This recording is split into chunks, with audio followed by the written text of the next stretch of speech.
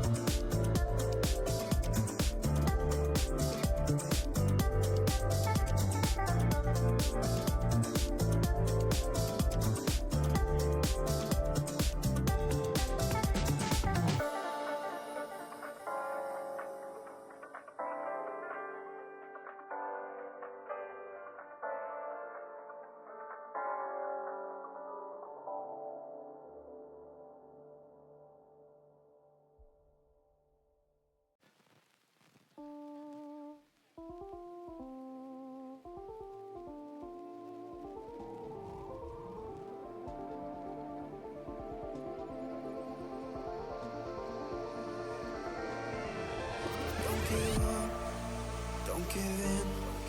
We're all the same here, we fight to win. You push us back, then belt on goes. We're all the same till our statues fall. And we lose it all, and we won't back down till we lose it all. And the belt on goes.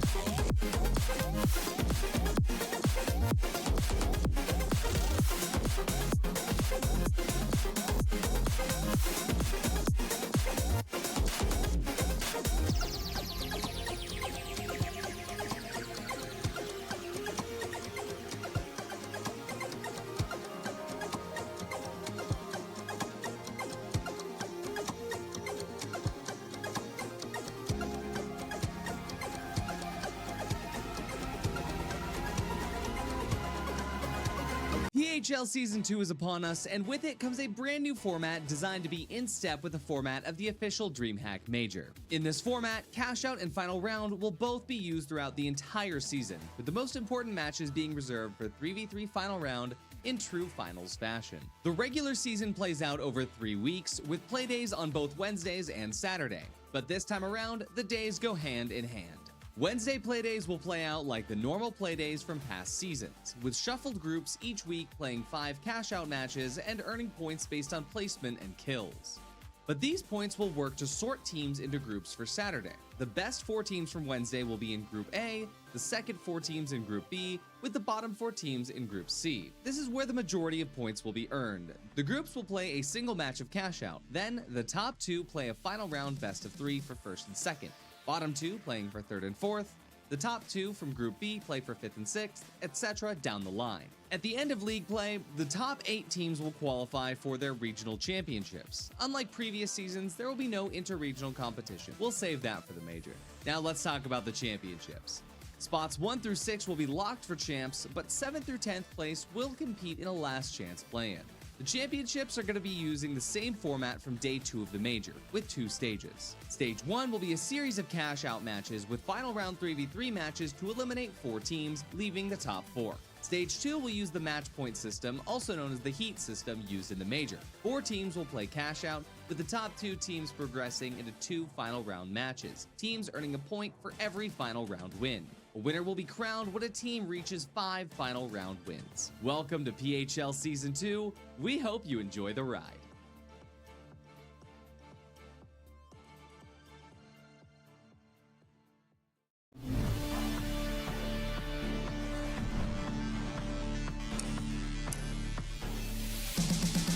That's 2 from graduating. He's done it.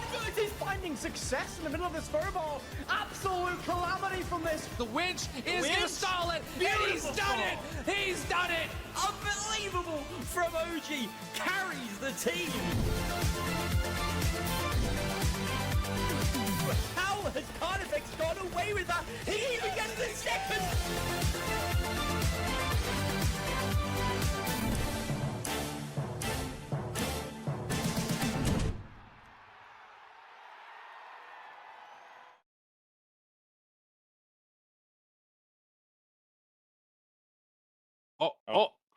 We're live. Oh my god, I just started a ranked game. What? Well, sorry, teammates. Hi, everybody. My name is Rio, and I am here to bring you all of the action with my buddy Sansoyo. How you doing today, Sansoyo? I'm doing pretty good. That was I'm sorry to your teammates. They must be lacking now. I know you're a pretty good carry there. You're a CL40 main? Is that what I've heard through the grapevine? Whenever we've seen CL40 pop up, I've heard some comments from you. But we got a fantastic day coming at you. We got NA Playday 5 for PHL. When I hear this is going to be the last cash out day of the season, if I'm not mistaken, full cash out day, shall I say? Ria, what do we got coming up? Well, that means we have 15 games of cash out. It, like you said, will be our last day of cash out where we just are going to battle it out in, as we said again, cash out. So we're going to see the intense chaos as 3 groups of 4 teams battle it out for their placement in the Saturday games. And the Saturday will be our very last play day. So it's really important for some of these teams to get some more points on the board, or otherwise they're not going to make it past this Wednesday, or this Saturday, I should say. Yeah, exactly. Today's a very critical day for those teams who are a little bit short to make up some ground and push to be on that leaderboard. We got some great groups coming at you today as well. We got in Group A, we got SSG, Diminish, Envy, and Luxury. We got some great picks as well coming out. We're going to be starting today off on Vegas with Skyway Stadium, Bernal, Fortune Stadium, and Sis Horizon. Going to be our 5 maps that we're going to be seeing from this group. So I'm excited to see the narratives that we see throughout today's play day. We've definitely seen some interesting stuff through and through the season, especially on these cash out days. This is where a lot of people play a little bit more off meta, have their own niche strategies. Like we'll see, I do think we'll see SSG pull out the goo with the SA12. I think a lot of their strategy is very dependent on forcing the box, bringing the opponents in close and really fragging out once those opponents come in close. We've seen that dominate time and time again, but we'll see how these other players in this group do handle that as well. Yeah, I think this is an absolute stacked group. I love that we're getting things started just immediately with the action in Group A. And then, of course, we got to pick behind the scenes what map we wanted to get started on. And honestly, I was just feeling Vegas today. It feels just like the perfect battleground for these teams to show us what they have. And we have two really heavy hitters. Honestly, all of them are heavy hitters. We also have Luxury here, who is probably at the bottom of the leaderboard. So they have a little bit of work today, but we kind of love them. I kind of root for them every time because, they are the underdogs of underdogs. But like I said, a lot of potential, a lot of chances as things get started. Right on the Mega Dome, Dome Shield going off. Already, these teams are just diving into this battle, taking some shots off. We see Lamb connects that. Are you kidding me? Gets Cafaneo down from on top of the hotel. And honestly, what an explosive way to get started. Yeah, as you can see, Vanish Bomb Pad taking a note out of Team Secret, if I'm not mistaken, going to be so potent on getting the jump on your team. But Envy coming off with a clean potential third party, but that head glitch is so amazing. Grad awareness, recognizing that a team is going to be coming in behind you. And we see Luxury also coming in as well. Interesting fight breaking out over onto Cash Out A. A little bit of a setup done by Lamp. Going to winch that point back outside. Great line of sights now created on this. A drop is also set, but Normalized. Going to get some early beams. Shots getting tickled and traded back as Diminish. Going to be rotating in, sandwiching Luxury. This is not a Luxury they're going to be afforded to take a clean 3v3. Yeah, right now we see just a lot of teams on height getting some advantage, trying to find any information they can. It seems like Diminishes now decide to pull off of it, and they're going to go to Cash Out B. Cash Out A, though, SSG holding strong with Luxury, trying to find any approach that they can. I love right now how close SSG is playing to the point. I think it's a great way to hold them off and really just be ready to stop and buy as much time as they can. Moving over now, we see the repeater from Bubba taking some shots off. He connects 1 and 2 onto Busy. That does deal a lot of damage to that heavy player. Did get caught out, but immediately able to heal his teammates up. They're going directly for a steal. That goo is going off. They might have bought themselves enough time. It does fall down with some C4, and now they're chasing the kills. Diminish is looking for anybody in this. Busy going down. That's a great entry as all of Envy go down. Yeah, Envy going to be taken out pretty smooth there. I do like the CB1 repeater pick. It does do some great burst damage in combination with the SA-12, but on the other side of the map, we have Brad just last one up, holding on for dear life, trying to stop this point, but it's not going to be enough. Luxury comes in and almost gets the wipe, but Brad holding it strong. Right now, going to get some entry damage for his team, who just coined back in. 20 seconds left on this point. Normalized may rotate back over for the flip. Going to set up that goo and play this, but S2 Gaming setting up Ty, trying to get the denial. Some back shots come out from Luxury and take out Brad. Will that be enough? It's not looking good for SSG as they get taken out. Wow, Luxury are able to hold on to this, and now they have their third member back up. They have some cash on the board, and sitting at the top right now is Luxury. As we said, they are the underdog, but sometimes it's fun to root for the underdog. On the other side of things, Diminish looking very strong as they're holding on to their cash out, and that time is ticking down and sending them to the top of the leaderboard as they also get a wipe on Envy. Really strong performances by these teams already. A little shocking that SSG is sitting so low in the leaderboard alongside Envy. These are not the two leaders that I was expecting going into this, but you know what? I kind of love it so far. Yeah, and I was getting a little bit worried for Diminish. I thought they may not have the angle, but Belize holding so strong. Great patience there, holding onto his wings to get that stall. We do see rotation coming out from Aguilar Arcino, grabbing the box, going for a plug on D. This is a very interesting point, being in the center of the map. This may be cause for a third party, especially seeing Forest not yet tapped, just about to get tapped from Diminish. Will they rotate? But Envy on the opposite side going to be holding over strong as SSG makes the rotation in. A little bit of a three-way dynamic coming out as Diminish coming up on that backside of Luxury. Going to get some great shots there. Takes out Aguilar Arcino as SSG approaches onto this cash out.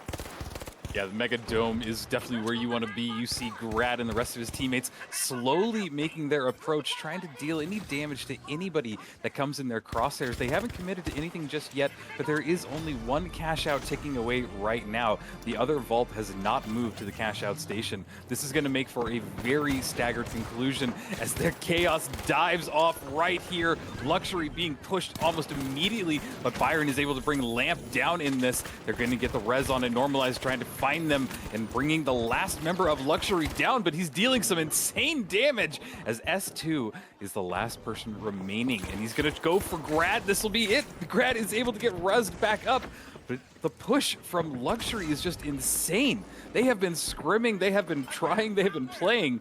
This is our team in last place, just popping off insanely right now. This is wild, Sensoyo.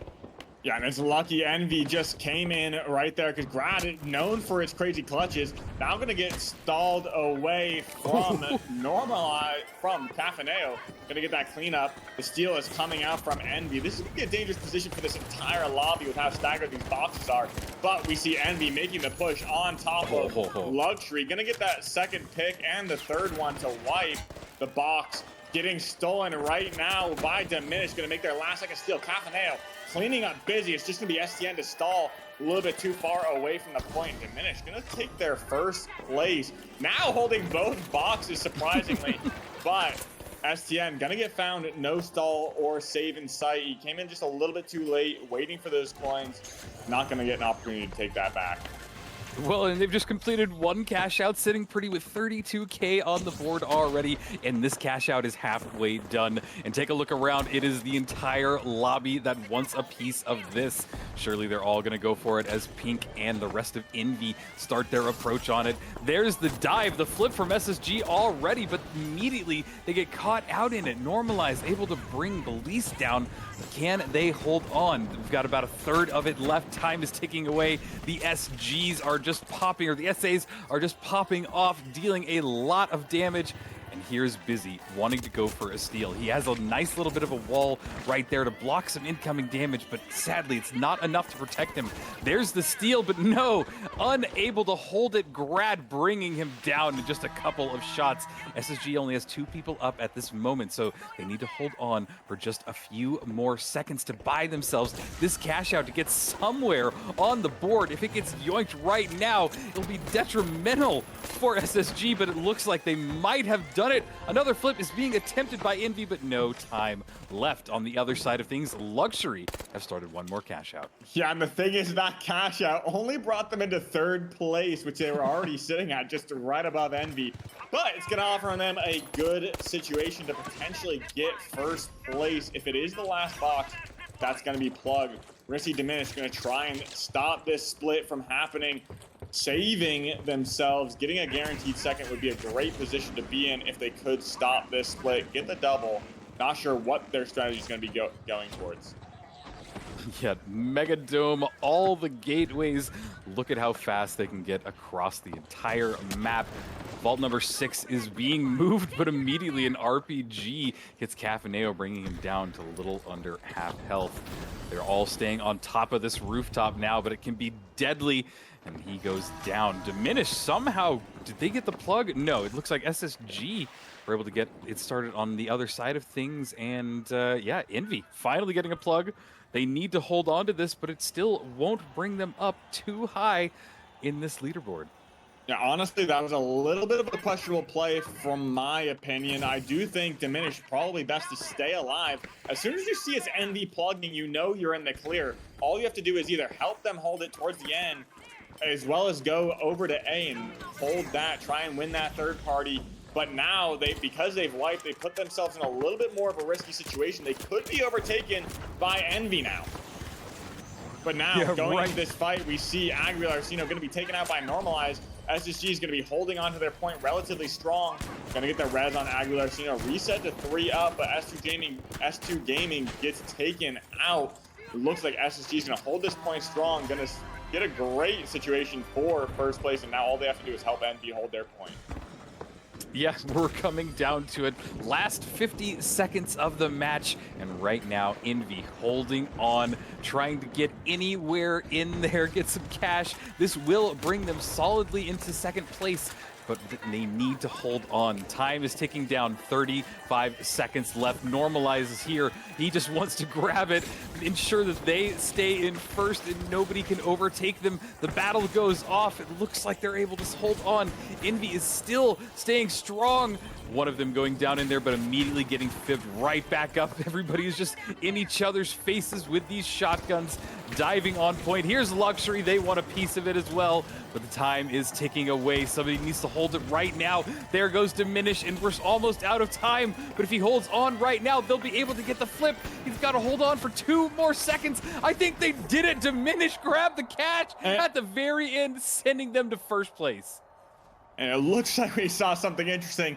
SSG kind of giving up first place to let Diminish take that spot over Envy. It looked like Grad was standing there just watching them take, not making any effort to stop that. Interesting play when they could have gotten a guaranteed first, but overall, maybe their macro is looking a little bit more long-term rather than the short-term, trying to keep them down as they can. But look at this scoreboard, pretty even around the box, if I do say so myself. Everyone fragging out, and as we saw, that lobby went down to the wire. Everyone was relatively even up until that final 2 cash outs where we saw the comeback from SSG and almost the run back from Envy as well. But Diminish taking away with first place. Yeah, no, I think it's a great observation that everybody was really close in the leaderboard. There wasn't anybody that was just like a scary force in this lobby. So that's always just more fun. It makes it for a more balanced kind of cash out matches. And I think that it really is going to go well as we move into our next map as well with this group because as you said, it was anybody's match until the last minute, until that little like last bit ticked away. We had no idea which way it was going to go. And even Luxury were doing amazing in the beginning. I could see that they had a new strategy. They had a new, maybe a different approach, the way that they've gone about it earlier in the matches. So it's fun to see. It's just fun to see a league play like this where we are seeing teams that develop. And on top of that, just giving them kudos for like still showing up. They're pretty far at the bottom. And, you know, every little bit, every point helps, but it's just fun. It's fun to see the development of these teams. And yeah, next map. Do you remember what our next map will be? All right, next map, Skyway Stadium, gonna be a little bit more of a long range map. I do think this map, over the test of time, has been a little bit more sour, in my opinion, over the long run. It used to be one of my favorite maps in the entire game, but as people take advantage of these blacktops, the open office and business office, things can become a little bit more tricky. Pushing up those jump pads, especially in this meta, BFR, CB1 repeater, and ARN, LH1, basically anything on light, not gonna lie, can make it very difficult to pad up, retake these points. So you need to set up strong. A lot of good defensive points on this map. Yeah, I'm kind of with you there. I think it's a very interesting map to play. I think that it's worse in 3v3s. I think it's a little more fun in cash out just because of the chaos and the third teaming and really everything that can happen in a cash out match. But with all of that said, the teams have loaded in. They are already battling it out. Diminished there on the bottom floor, trying to find an entryway up to the top where all of Envy is there. On the other side of the screen, I'm not sure what happened, but all of Luxury went down basically immediately to SSG. And now the battle is going to be over. Vault number 2 is these teams have great little head glitch areas. Diminish with great spots on there. Taking some shots off with that 93R, unable to bring him down. But there is the connection. Can he find it and bring STN down in that battle? Diminish looking really good so far. Yeah, Diminish looking relatively good, as you said, not only in that previous game, but the first fight looking pretty good. We did see a little bit of a change up from Luxury not showing out on their first fight as they did last game, but the lobby is still looking pretty healthy, not much of a stagger. We'll see how these teams play. We see Luxury making the rotation over to A. Not sure if that's going to force a third-party spawn. Luckily, it does not, and Envy is going to be able to contest SSG on that high ground, but as we said, that's going to be a very tough push as we see Stujay get taken out. But on this side of the map, We're gonna see a little bit of an attempt made towards A. Cafaneo gearing up to get an off angle. Great early shots to open up a fight. Gonna have to look to reset. I do like this play. Diminish gonna play a little bit slow, just sit tight. They have control of the point.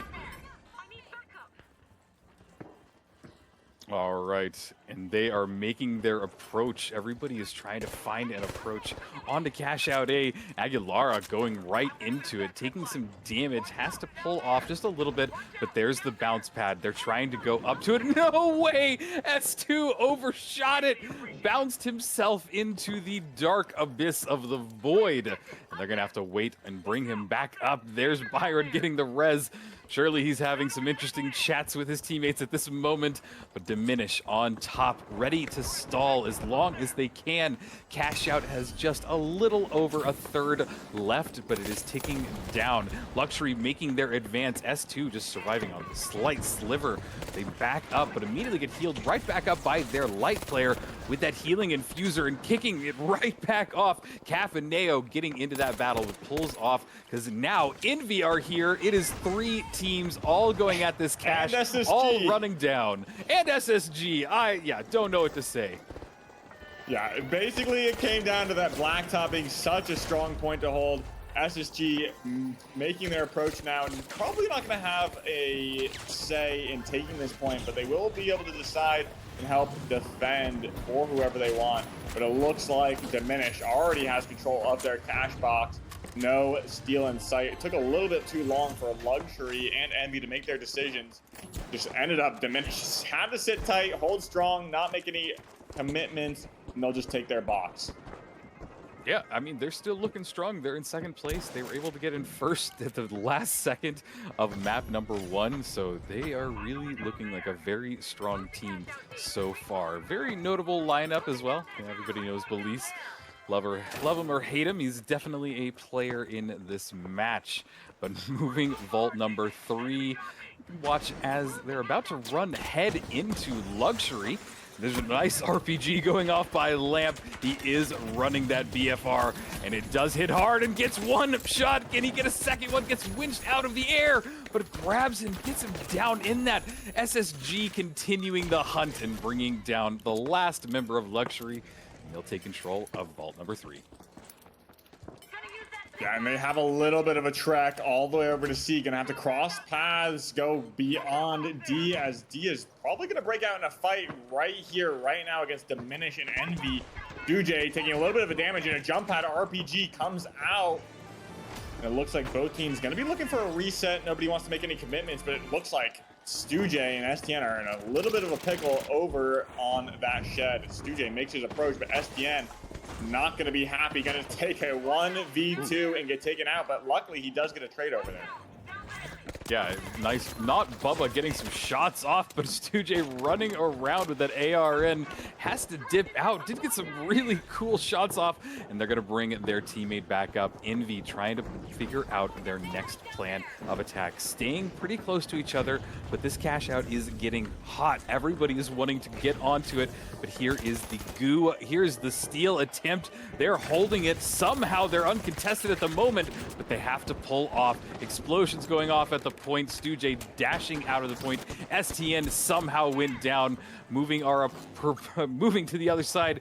Busy gonna get the res back up, and Envy are gonna try one more time.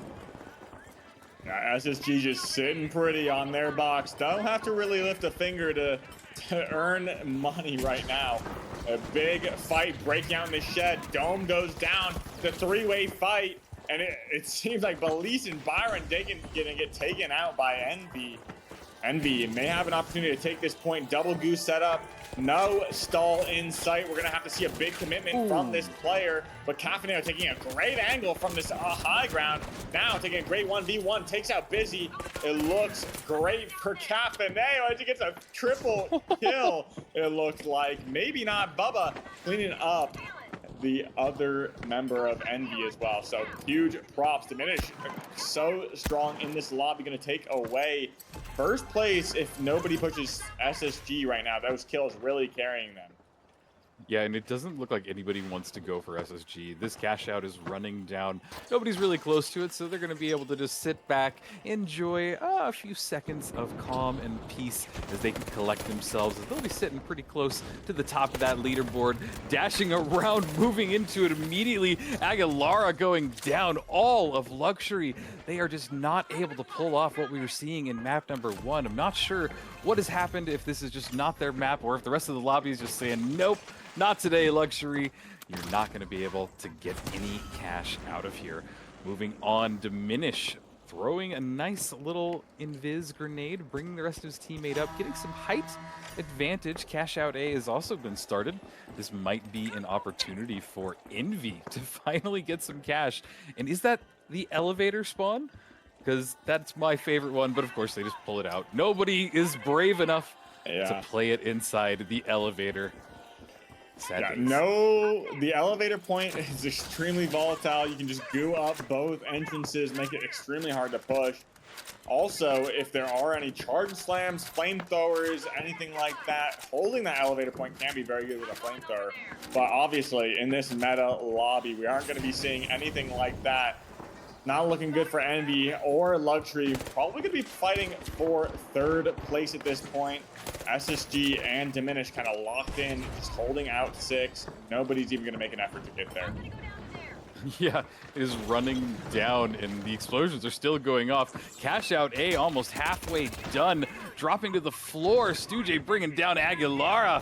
They're going to have to find another way in as Luxury's looking like they are losing their last member. S2 down on just a sliver, pulls out of there maybe in time to let his teammates coin back in, but 20 seconds is a long time to wait as this cash out has now just been winched off to the side. They're going to try and get a steal going off right now, but these corridors are going crazy. Lots of action just popping off in a very small enclosed area. The goo is making this a nightmare as well, as Belize is just holding it. He's able to get the flip. Now they need to hold on for just about 15 seconds. Yeah, and that positions them very well to beat SSG in this race to first place. Came down to a kill race, but now looking very good for Diminish to take it. Envy, still, same result for them. Going to end up in third place. Going to take that anyway.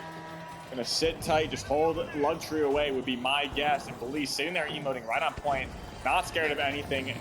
Knows everybody is not going to go for that point. The emote's still coming out. Still. Oh my. What an unusual lobby. No, it looked pretty healthy right at the start, but as things go, because SSG probably has snowballed themselves so far ahead of the group, nobody wants to fight them. Everyone just kind of infighting between Diminish, Luxury, and Envy at this point. Yeah, that's exactly what we just saw. Just everybody going after everybody else except for SSG. I think that the real interesting story here, though, is the fact that Diminish is doing so well. Where were they in the leaderboard going into this? They're 10th. They are not one of the top tier teams right now, and they are just slamming it on everybody else. So this is quite fun to see when we have something just unexpected happen. We still don't have anybody in the entire lobby that is just popping off. This is insanely balanced for what we have so far, and it's making for some really fun matches.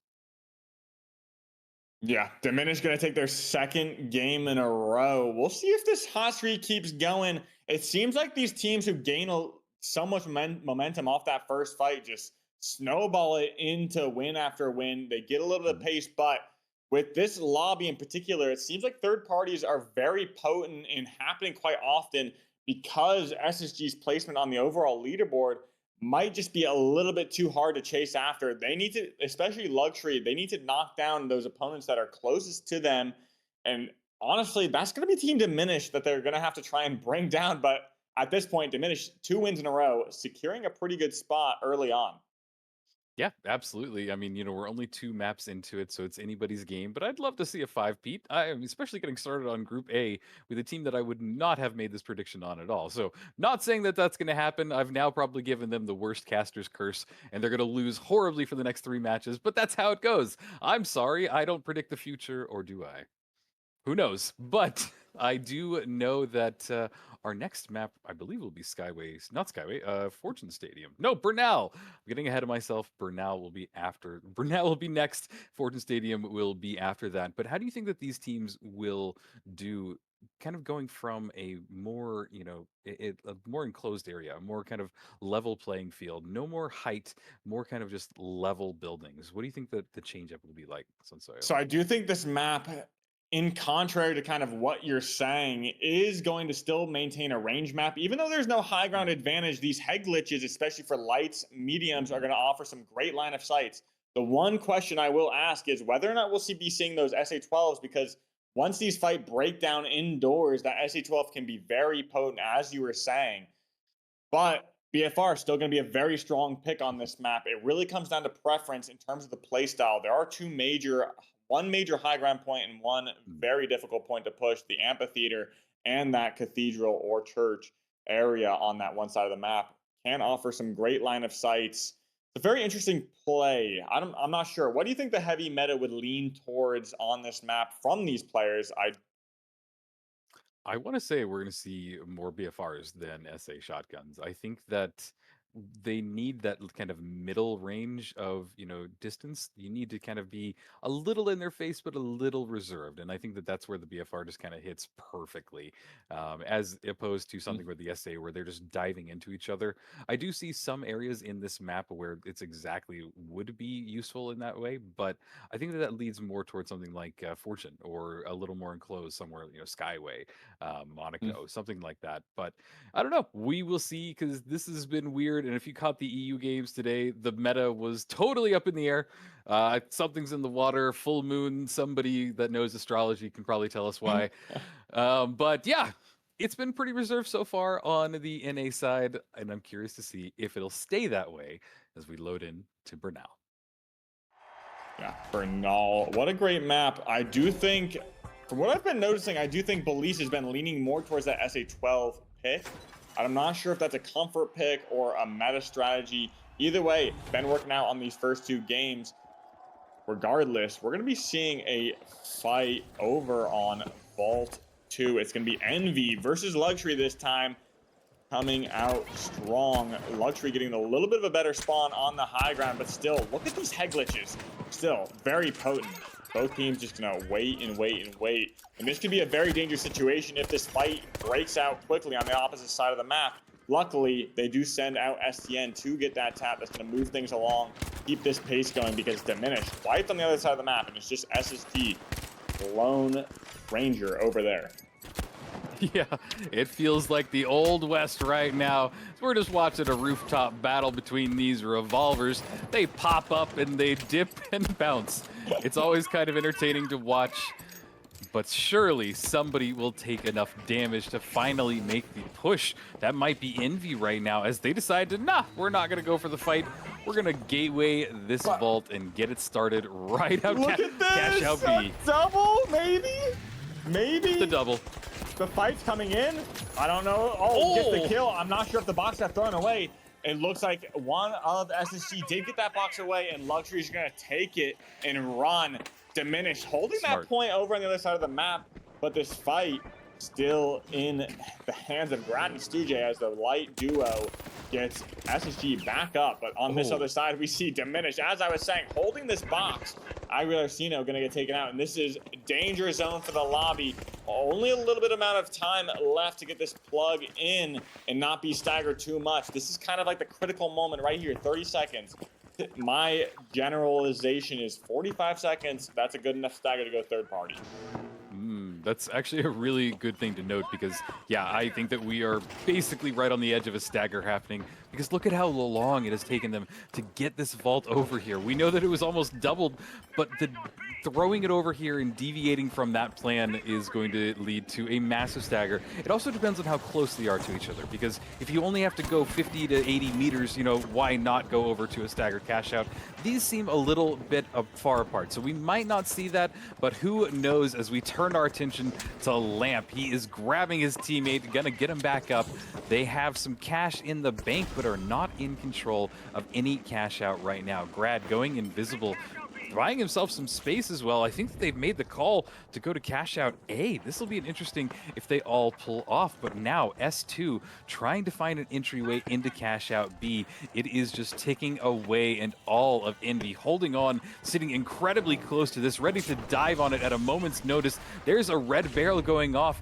Did deal a little bit of damage to S2 as well, but there he goes, finds a wraparound, getting some shots off, but surely there's not going to be enough time because everybody is here diving on the point. There he goes down to the site of Grad as the BFR Titan now on the hands of Byron, trying to stay alive, and there goes Aguilara as well. Cash out B bouncing away as it finally ticks down, getting Envy some cash on the board. Yeah, and I do think, like you were saying, I think it was probably best if SSG make their approach. Envy's a very formidable team, even though they haven't been popping off earlier in these lobbies. Still a very formidable team, and I would bet in their favor of holding that cash out for another 30 seconds. SSG probably would have been better off rotating over to A, as, look, Diminish is just sitting pretty right now. And we're going to see a fight continue to break out, and the cleanup crew is coming in. Envy cleaning up shop on their cash out.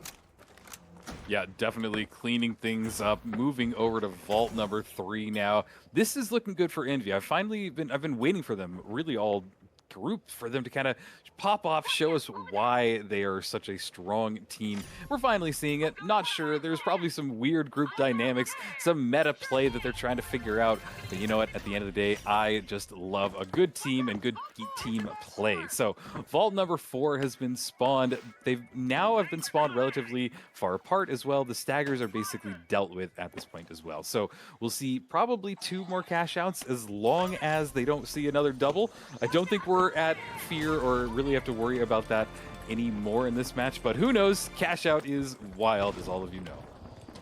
Yeah, and this plug gonna be making their way over to C as the fight breaks out on Vault 4. Normalize sitting really close, dangerously close to Aguilarcino. Just ratting, gonna grab that box and make it run for it, but getting shot behind him. Not gonna be able to do enough damage as Normalize makes his way out. But Luxury gonna make their approach, chasing down SSG. This is a dangerous situation for SSG. Might have to make their way across multiple teams to get this plug, but as soon as they even make it there, Diminish sitting pretty on that cash out, waiting for that plug. Gonna try and yoink that as we see Envy just holding down the fort on C. Yeah, holding down the fort, really not letting anybody progress. Luxury getting out of there with just a sliver of HP, and then he's pushed and deleted. Gonna have to go back to the drawing board for a little bit. Moving over, Grad getting a great kill, but having to go invis because he's incredibly low health. Moving back, he's gonna go with his teammates. There is a res going off. All of SSG is here. They're making their approach towards cash out D. Also on the other side of things, Diminish does get a res off, but they are still down a member. And sadly, that res brings Belize only up to half health, and then immediately down again to just a fourth of that. And now Grad and his teammates have done the flip. Diminish are going to have to find a way to get back in there as the cash out they have plenty of time to do so, but they're on the bottom floor, and that makes things incredibly difficult. They need to find a better way to approach this. Yeah, and this cash out configuration happens time and time again. An invis bomb can be made to make their approach up on this roof, avoid any entry damage as they take out Normalize. Great shots, but Lamp shooting back, taking out Belize and Grad, cleaning up Cafaneo on that damage. It's just gonna be not Bubba left. Not much else to do but wait for those coins. He's not gonna capitalize on that damage of Lamp. On the other side of the map, it looks like Envy did clean up Luxury. And like I said, this is a configuration that we see often. It's very obvious that Envy has a great opportunity to get this cash out, then move their way over for a third party and make their approach towards this. But with such a lead, their strategy may change just a little bit, but it looks like they're gonna jump up to this roof, try and stop SSG from having this and take it for their own. Yeah, they'd There love they to go. grab this cash. Oh, nope, they're pulling off. It looks like Diminish are going to be the ones battling out SSG. SSG is taking a little bit of damage, but they are all healed right back up to it. They need to hold on for just about 15 seconds, bouncing up and down. Grad using that 93R. It looks like they've done everything that they need to kite this perfectly. He's just sitting there waiting, not even needing to help out his teammates. That is called trust. And now he throws a nice little glitch grenade, brings down that dome, and it is going to secure them that cash. The battle still rages on as they bring down the last member of Diminish, get some cash, and our leaders so far are SSG and Envy. Yeah, it looks like Luxury took out Envy on their approach to the box, evening things up with that white penalty. This is a very critical moment for SSG if they want to take control of this point. Getting a plug could be very good for them, take them out from that second place position and straight into first place. What are they going to do to influence this game, and how are they going to approach this? Only 3K behind Envy, as Luxury going to be setting up this point and Diminish, making their approach on this low ground. Maybe looking for an invis pad or just climb up surgically inside out. Yeah, everybody is gathering around this cash out. Belize jumping with his teammates. He is in Viz for the moment, but there goes a great RPG, bringing Aguilar down. It is not looking good for Luxury as they need to find a way to hold on to this. Belize going around the rubble has found the cash out, but it is still in such a precarious location. Gas goes off, the dome shield as well. Heals from his teammates, but they have to pull off. Luxury is ready. They're diving directly into this battle. They want to try and stay in this, hold on for as long as they can, running away from Belize. Byron trying to reload his RPG, but no, it's going to bring them down to just one member. He has to kite it. Everything is on his shoulders. A glitch grenade goes off. The cash out is ticking away. There is the steal. It is being attempted by Envy. Oh my god, the rubble, the chaos, all of the explosions going off on this one point. Luxury are back in the battle, still controlling it, but they need to hold on. We have a fourth of this cash out left. It is running down. Busy has a dome shield in his hands, but he's incredibly low. Suje going down in that battle as well, and Envy trying to figure out what the hell is happening as somehow Luxury are holding on to this. They've kited this perfectly. The time is running on. Somebody needs to hold it right now. There's an attempt, but it doesn't look like it's going to go anywhere as Luxury are going to get some cash to their name, sending them, only to third place. Yeah, Envy still has enough cash to hold on to that second place. It would have been a close race for that first if they did get that steal. It would have went down to the wire. SSG got enough kills towards the end to make it extremely close on that steal if Envy were to get it. But fortunately for Envy, no competition comes their way, no wipe, and they stayed up and were able to secure that second place. Look at the kills going up towards the top half of this lobby. First and second place, really fragging out Grad, hitting double digits. Well done from SSG in this last lobby, really fighting an uphill battle to get those plugs on, especially when teams were camping the point and they were getting pushed in from Luxury from behind and Diminish camping those points. Great way and great win from SSG there. Yeah, it was a great win. I really felt like this was the first time that we saw SSG and Envy kind of really show us what they have in store. I mean, these are two teams that are near the top of the leaderboard for a reason, and it felt like for whatever reason, their first two matches they weren't really playing. They weren't really kind of showing us what they can do, and it was just fun to kind of actually see them pop off. I mean, who was it? Grad got 10 kills. Finally, I can finally say that there was somebody in the lobby that was a menace. And when you have somebody that's getting 10 kills, I know it doesn't sound like a lot, but it really can be, especially when you have the rest of your teammates following it up and getting a lot of kills themselves. So just a really fun lobby. Also, Luxury at the very end, able to hold on to a kite somehow amongst all the chaos. It was fun. It didn't get them enough cash. And that's the unfortunate thing just about cash out is the fact that you can have those amazing plays, those amazing saves at the end. But if you have lost all your cash to wipes or just not getting anything going in the mid or early game, it's just so heartbreaking. But also, do want to point out one final thing, and yeah, Diminish basically, they fell into my caster's curse. I'm sorry. So hopefully it is going to be washed clean for the next map. But I don't know. I've been yapping a lot since Sawyer. Do you have any thoughts to add on to that before we go into the next map? I mean, Caster's curse or not, it really shows in the gameplay regardless. Just things didn't go their way that game. Should have done a little bit better, in my opinion. They had the pace favored towards them, especially on that first cash out, rolling into that second cash out, sitting there, got the plug, but SSG, yet again, just wins that uphill battle. But as we go into the Fortune Stadium, it's kind of make or break for some of these teams. We're halfway through. This is the point where we're over halfway through, and this is the place where things need to come together for these teams. This is the last moment to clutch up, but I'm going to give you some space here. I'm not sure if you're still doing your fortune. I am, and you've got a fortune headed right to you. Your fortune for today, Sansoyo, is... Oh, this is an interesting one. A strange bird will bring you wisdom or crumbs. Is the I don't know what that bird means. You? I hope not. Maybe. Is that a compliment or an insult? I'm not sure. But with that, we have loaded into my favorite map, Fortune Stadium. I can't wait to see these teams get at it.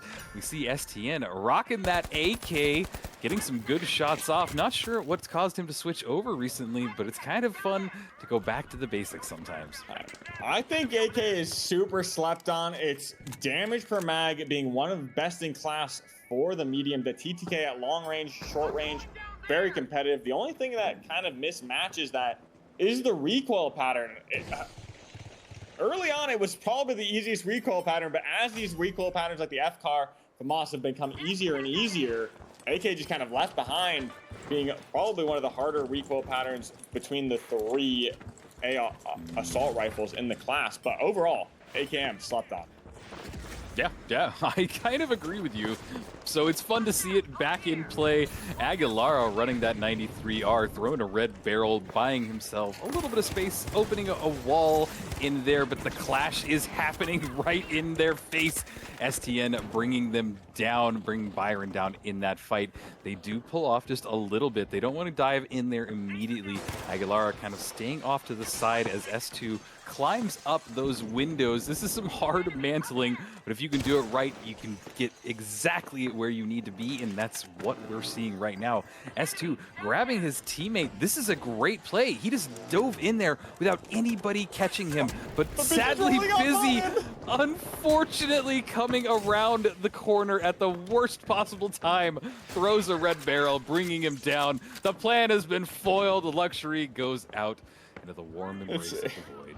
That was like a stealth game, making his approach up the outer wall like Assassin's Creed or something. But on the other side of the map, we see a fight breaking out between Diminish and SSG. SSG only a minute left on this cash out, gonna slow the fight down, rotate away. Don't want to take a fight if they don't have to, but it looks like Belief's gonna pull out Lamp from that corner, take a fight, and go in aggressively. As we see the gateway, Grad drops right on top of Diminish. It's not a good look, but the stall comes out. SSG gonna hold strong right now, trying to make their rotations, regroup with each other, heal each other up. But as we do, Bubba gonna be going back in for that steal. Cafaneo under heavy fire, takes some big damage, healing Belize up, but Belize peeling for his teammate, but it's not gonna be enough. Normalize gets taken out by Not Bubba, trading out, and it looks bad. 2v1, but not enough health on the board for Diminish right now. Brad in a great position to clutch things up and holds the point for SSG. Amazing stuff as S2, we move over as he's in the thick of it, and he goes down. Byron being the last person remaining for his team, unable to get in there, get the cash, or really get anything rolling so far. Luxury only has $425 to their name, as Envy are about to add a little bit more and come in second place so far. There's the cat's meow, gotta love it. Probably one of my favorite noises you can make in the finals. Normalize with the rest of his teammates getting some height. They have tapped vault number 3, trying to figure out which way they want to bring it. They bring it over to D, they're gonna run directly into Diminish, and that's exactly what's happening right now. Not Bubba taking some shots off with the revolver, or the repeater, I mean, and now healing them back up. He does bring his teammates up nice and healthy as they're running around. Nice movement as well, going to the bottom floor as Aguilara there trying to grab cash out, or vault number 3, going through a gateway instead, leaving this vault uncontested. Not Bubba gonna grab it and run with it. This is just a weird back and forth and sliding in and going unnoticed. I'm not sure what's happening, Sansoyo. Yeah. Envy probably going to be making their way to Cash Out D, going to catch them off guard, going to meet them right as they're plugging. Fight still breaking out on that old Cash Out location. Not much happening on this side except pointless, senseless violence going the way of SSG and Luxury right now. Going to be fighting for that cash. I mean, they've doubled their money in the past few minutes right here just from those kills alone, but that wipe bringing them back down a little bit as the plug gets taken from Diminish. That Envy gonna set up their C4 drop, rotate away from this box, and bring their team and hold it down right now, kind of regrouping.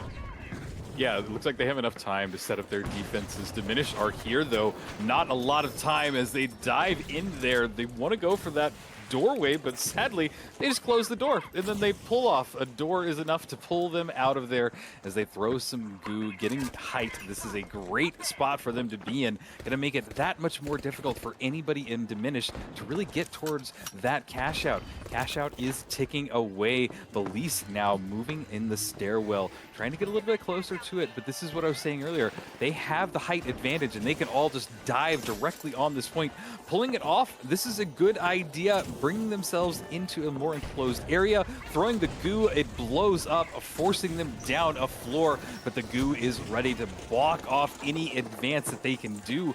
The steal is being attempted, maybe more of a bait at this moment, trying to bring anybody down there from Envy, but right now they're holding on. No steal just yet. Envy maybe wasting their winch claw as well, as it looks like the steal might be going off, but no, there they go, diving into the point. The healing beams are going off. Belize reloading that RPG. One person on Envy going down, but there is Diminish taking a beating. Not Bubba being the only remaining person, as this cash out looks like it'll stay in the hands of Envy. Yeah, maybe not, though. Luxury made a pretty good attempt. I was locked in just as they were watching that C4, waiting for that to blow. Diminish gonna be making their attempt. It's not looking good for Envy. I think they've used a lot of their stalls coming into this fight, but fortunately the building crumbles. Not sure if they were able to knock that down with an RPG, C4, or whatever, or just fortunate that with so much violence, the building just crumbles beneath them, winning them out, and now Envy just cleans up house, cleaning up Diminish and Luxury as a group. Look, SSG, yet again, as lobbies we've seen before, sitting pretty on this cash out, taking advantage of that small stagger with nobody up and no desperation to be had. Envy's just gonna move on, grab their next box, try and secure that plug, get a hold of this game, because this is in their hands right now, that cash. Gonna have a little bit of difficulty moving away from hospital, though. Absolutely. It's kind of one of the worst spots for them to bring a vault out of. They need to find a way. They're kind of locked in there, and they need to get a plug if they want to get anywhere towards first. I mean, they might be comfortable sitting in second. I don't think that they have much worry of falling any bit below it, but maybe we'll see them get it out of here. But right now, Diminish just holding them at bay.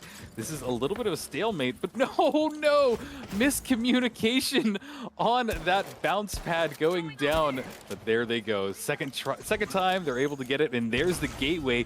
Diminish are here. They have to grab this. We know that they don't want to let it out of their hands and get this plug going. Not Bubba healing his teammates back up. Belize right in the thick of the battle does get one of them down. STN not looking healthy as well, but they turned the tide of it, and Belize, the last remaining person, and just on a little bit of HP. I'm not sure they're going to be able to get out of this mess as Envy brings all their teammates back up. Yeah, SSG's gonna get the plug on the other side. Belize just gonna take the L on this one. I do think that's probably the best play. I don't think they have an opportunity to get anywhere without wiping. They need to get this steal ultimately, because that double's not going to come out. They're not going to have any opportunity to get that first place. It's fighting for third with Luxury. It's going to come down to that. Who is going to grief who in? And honestly, I think Luxury is going to take it if I had to place some bets right now. Yeah, this might be a very interesting situation, as though there's just an explosion going off and Lamp just killed himself. I don't think that was intentional. I think that was on accident, as the chaos just continues in this arena. Somehow, Luxury holding on, maybe able to get some cash for the first time this map. This will add 18K to their total. Won't bring them anywhere but third place, but you know what? Third is better than fourth. Right now, though, everybody is starting their advance on Cash Out A. Normalized with an amazing position, holding height, getting some FAMAS shots off. As he starts their approach, he is on the hunt, knows that somebody's close, going directly in their face, but not able to get it. Normalized, sadly, did not come out of that battle, as all of SSG are here as well. But the time is ticking down, 9 seconds left. Somebody needs to hold it right now, but there is not enough time. As you predicted perfectly, Luxury are going to get some cash, but they're still sitting just in the third place. SSG have taken it in a pretty convincing manner. Yeah, unfortunately for Diminish, as Envy and SSG were fighting over on that center Halto building, Diminish just spawned so far away, they had no opportunity to capitalize on that battle that was distracting both teams. Unfortunately, by the time Diminish made it in, everyone else was also right behind them, and Luxury anchored down into that building, just held it down very strong as everyone fought around them. Overall, I mean, look at this lobby. It looks like Envy popping off just a little bit. Stujay almost breaking that 10 kill double-digit threshold, but just narrowly not coming out. But overall, still, the top two teams really fragging out and showing that they deserve that first and second place Yeah, in this lobby. without a doubt, and it's been really interesting how they almost control the lobby. We can see the separation of the top two teams versus kind of the lower tier ones, and then diminishes in there really just trying to fight it out and show that they do belong with those top two. So it's an interesting dynamic. I think that this is a really kind of fun group. It feels kind of balanced in a way that it's kind of almost unbalanced. So it's just a unique battle, and you know what? We have had Diminish win two, SSG win two. Who is going to take the last map in your perspective? Look, I mean, given the caster curse, I'm going to have to bet against Diminish. I mean, it's kind of been coming Okay. true. I do think they have a good opportunity to take it.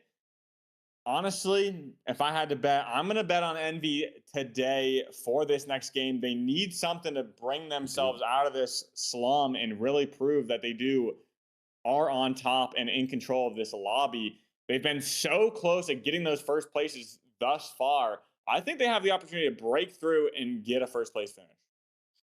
Well, those are bold words, but I agree with them completely. I would love to see Envy get in there and show us that they can win at least one of the matches in the cash out for their group. And what a perfect map to load into. That being Cis Horizon, one of the most competitive maps. If you've heard me yap about this at any point before, you know that this is kind of the foundation of the comp scene way back in the day, and it has stayed true as being a very balanced and good map for practicing and playing competitively. So that's a lot to say about this final match, as we're going to see if Envy can finally get a win, or if somebody else, maybe Luxury, maybe comes up, shows us that they can do something here on Cis Horizon. Yeah, and I do think this map is really going to come down to who wins this first point right here.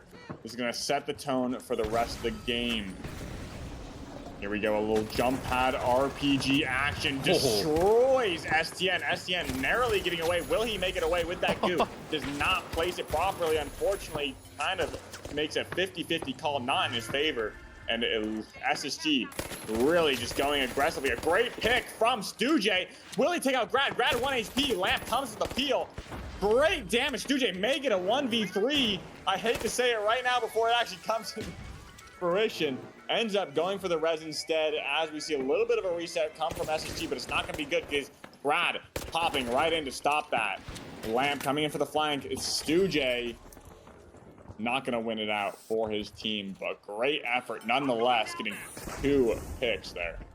It was great effort. I was really hoping for that pick at the end, but no, it just didn't work out in his favor. The other side of things, not Bubba taking some shots off, unable to connect them.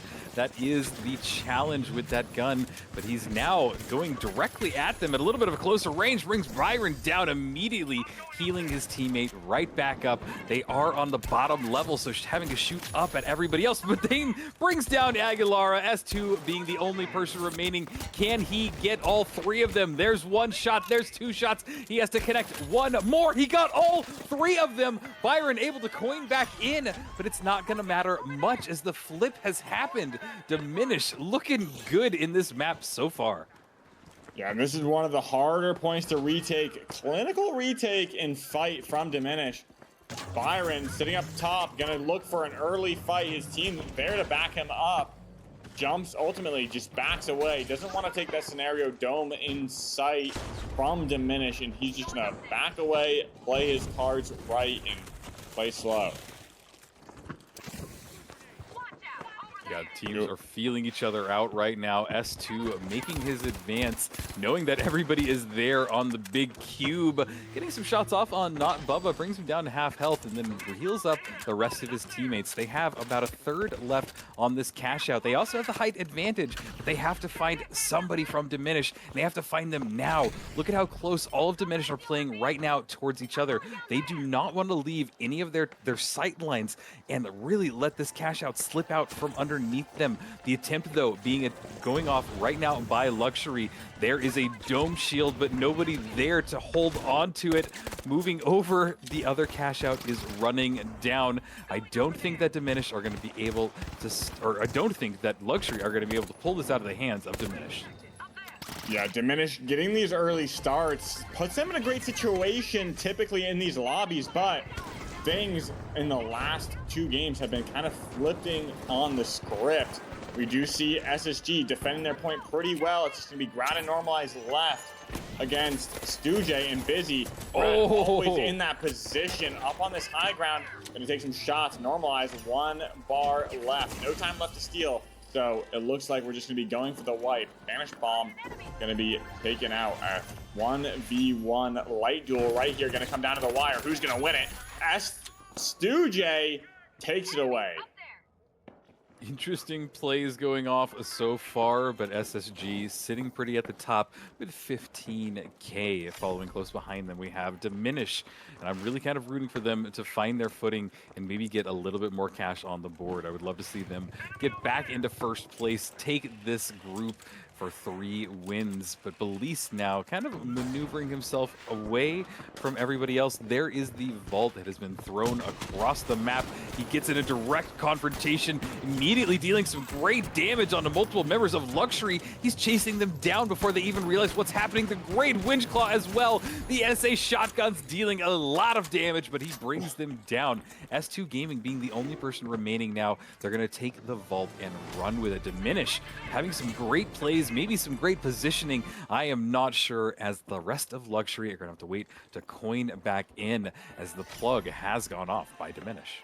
Yeah, Belize was like a one-man army fighting 2v1, tooth and nail, against Byron and S2J. Fortunately for them, S2J did make it out, but they're going to have to spend a little bit of coins as this fight breaks out on this other side, going for another invis pad potentially. Both teams sitting neck and neck right here. Big RPG pad coming out. Busy going to take a big boatload of damage, but gets a winch of his own, playing around the dome shield perfectly. Going to take out Lamp with the help of STN. Busy going to be shot down from Graduating. Graduating loves these upper holes. Now getting some great shots from those vantage points and resetting, and going to end up taking cash out D. Are they making... Looks like one of them is normalized, thinking about going over to the other side, getting some early shots, but not sure what he's doing, rotating so far over, or just knows the spawns. Yeah, that could be it. But the cash out over here is ticking away. Byron taking an RPG to the face. Diminish wanting to hold on to this, bring them up towards the top. But here goes the attempted flip by Luxury. Dome shield in hand. They're taking some damage on the approach. And it looks like Diminish have wrapped around them. Great play, but immediately getting winch clawed into it. Healing beam keeping him alive as they charge into each other.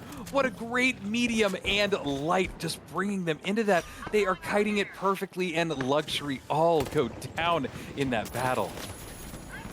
Yeah, and on the other side, the flip did come through, but Busy gonna get revived in the face of three SSG members. Now gonna take the retake. They're gonna take that free $1,000 for that steal. Thank you very much, and move on to the next cash out. Going on, huge lead coming in from Diminish and SSG. A similar tale as we've seen SSG in these games, just getting such a big lead with one other team. How will this game end? Will we see the first double of this lobby? Oh, I don't know, but let's not hope for it. I'm not sure, though. Luxury getting a little bit of a spanking right now. The one person remaining trying to dash out of there. S2 throwing that goo down. Maybe he got away from that.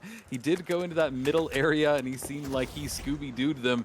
Able to now go towards cash out A. We're probably going to see a plug from SSG. Get things started. They're definitely setting up over here. They're getting ready for anybody to maybe bring them the vault over here, but not much movement just yet. Diminish now has it in their hands. They are starting their approach towards cash out B. Yes, they are. But also, oh no, the other vault is making its way over there as well, and it might just get plugged. And what have you cursed us with, Sonsoyo? It's the only way Envy or Luxury can get a first place at this point. They need a double to secure that first. As we said, we'll see what happens with this double. Belize and Team Diminish going to be taking a pretty lead in first place, looking relatively safe. All they need to do is keep Lamp and SSG away from stealing this point if they want to secure a first place of their own. It looks like Belize setting up a drop, going to be playing slow. Everyone knows every team's going to be here. We're going to have to take some early fights. I'm sure SSG is on the hunt for Team Envy, if I had to say so. Yeah, we're running down with it. A third of it already ticking down. Grad already had some damage dealt to him. Going down to half health, normalized down in this battle as well. Somehow still in the hands of Diminish. We're running out to about halfway down on this, elbowing that zip line. Not able to stay alive. Lamp goes down to the 93R. But now moving over, Byron trying to stay in it, taking some shots from Busy.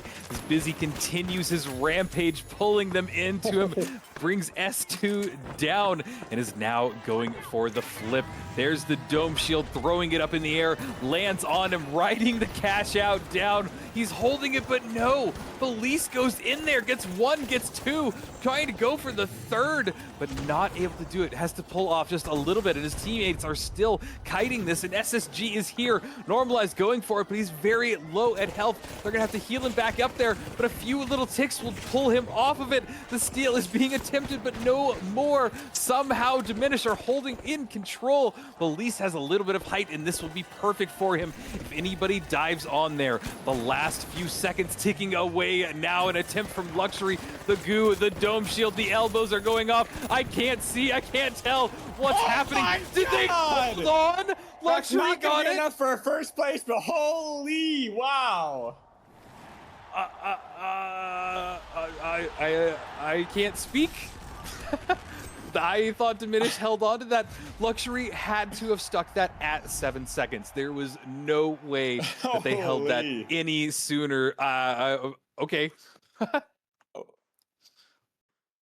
Diminish I'm take it though. speechless, honestly. Diminish must have felt their heart sank, but as soon as that scoreboard round over sign, take a look at the scoreboard and sigh of relief, I'm sure, from their team came down to the wire in their heads.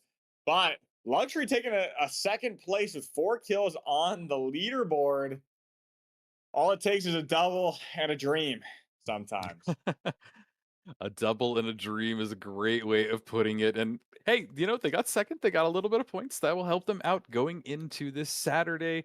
And yeah, just honestly, what a fun Group A. That was a fun set of four teams. The way that they battled it out, the way that there was such a macro and a micro control happening in the maps. It was just a fun, explosive way to get started with Playdate number 5. Do you have any final thoughts about Group A before we throw to a quick break, Sensoyo? I mean, that was a fantastic group. SSG really dominating towards the latter half of that group. But overall, Envy, Diminish, Luxury, SSG, all great efforts in that group. And we got more for you coming straight at you after this short break. Thank you.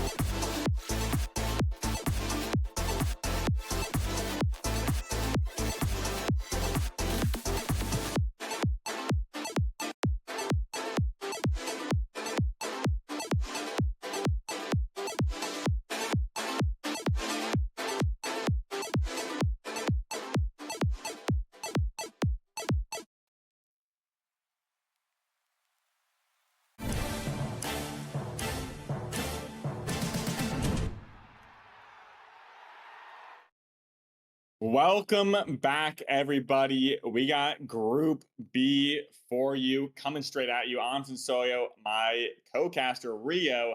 How you doing after that short break? Any feelings of positivity towards this group? How do you feel towards these players? Do I have any feelings of positivity? No, only negativity, and that is the only thing that's allowed. If you don't know me, I am known as Mr. Negative around here. So yeah, these teams, boy, not like Group A. They can't even live up to those shoes. No, honestly, Look, I tried. no, Group B is a wonderful lineup of groups, and I'm curious if we have their map ban picks because I know that we're going to start off at Vegas, but I would be very curious to see where we're going to go from there. And it looks like Nightmare has picked Nozomi Citadel, the Task Managers have picked Sis Horizon, the Young Guns have picked Monaco, and then finally the Pioneers have picked the best map ever, Fortune Stadium. So this is a great lineup. I love seeing Citadel. I think it's one of my more favorite maps. It's not my favorite, but it's definitely up there. But to kick things off in Las Vegas, boy, this will be a great group.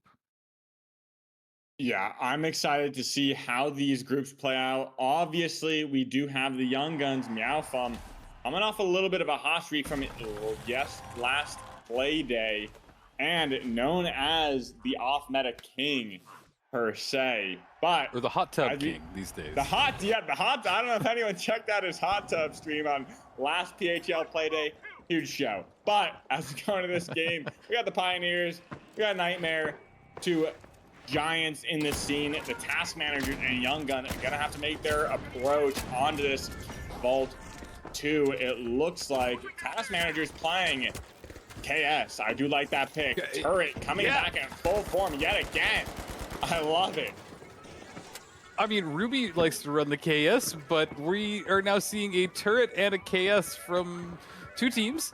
I guess that, like I said earlier, there must be something in the water, or it is a full moon. I am not sure, but people are just feeling creative today. That'll be the most neutral way I can say it. But Uni now dashing around doing his patented Uni self. He's actually not doing that right now. He's playing it pretty slow. He must hear a lot of people around him. He does hear them. You can hear the pings going off. He's trying to just spot them out, anybody from the Pioneers. This is a very stealthy approach from Uni. I'm really curious what he's doing, but really at the heart of it, he's just finding information, finding angles, doing what he does best.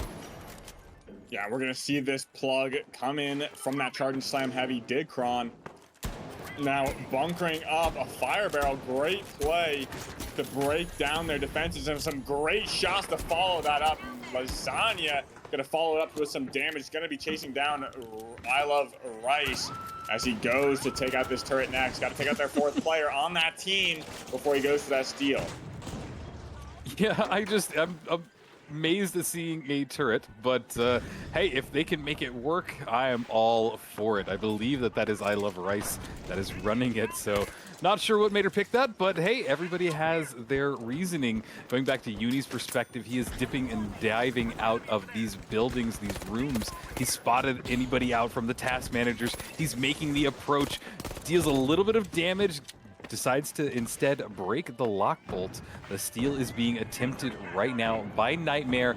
They seem pretty uncontested as the flip is going off. The Task Managers nowhere near it.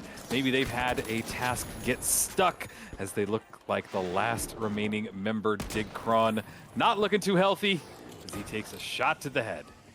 Yeah, it's time to Alt F4 and restart their program. As on the other side of the map, we see Young Guns looking to make their approach onto KCP Pioneers, but spawns popping off. We're put into a 1v1 scenario. Ruby Labubu looking for that res. Should have been looking for that fight instead. Spawns feeling himself as he holds down Cash Out A for the time being because Task Managers found their reset, restarted the program, making their way into A for the last second steal. Gonna have to make this quick. Will they go in for this point? A barricade set up. Gas on the point as well has popped off. I think that the Pioneers have done everything that they needed to buy themselves some time.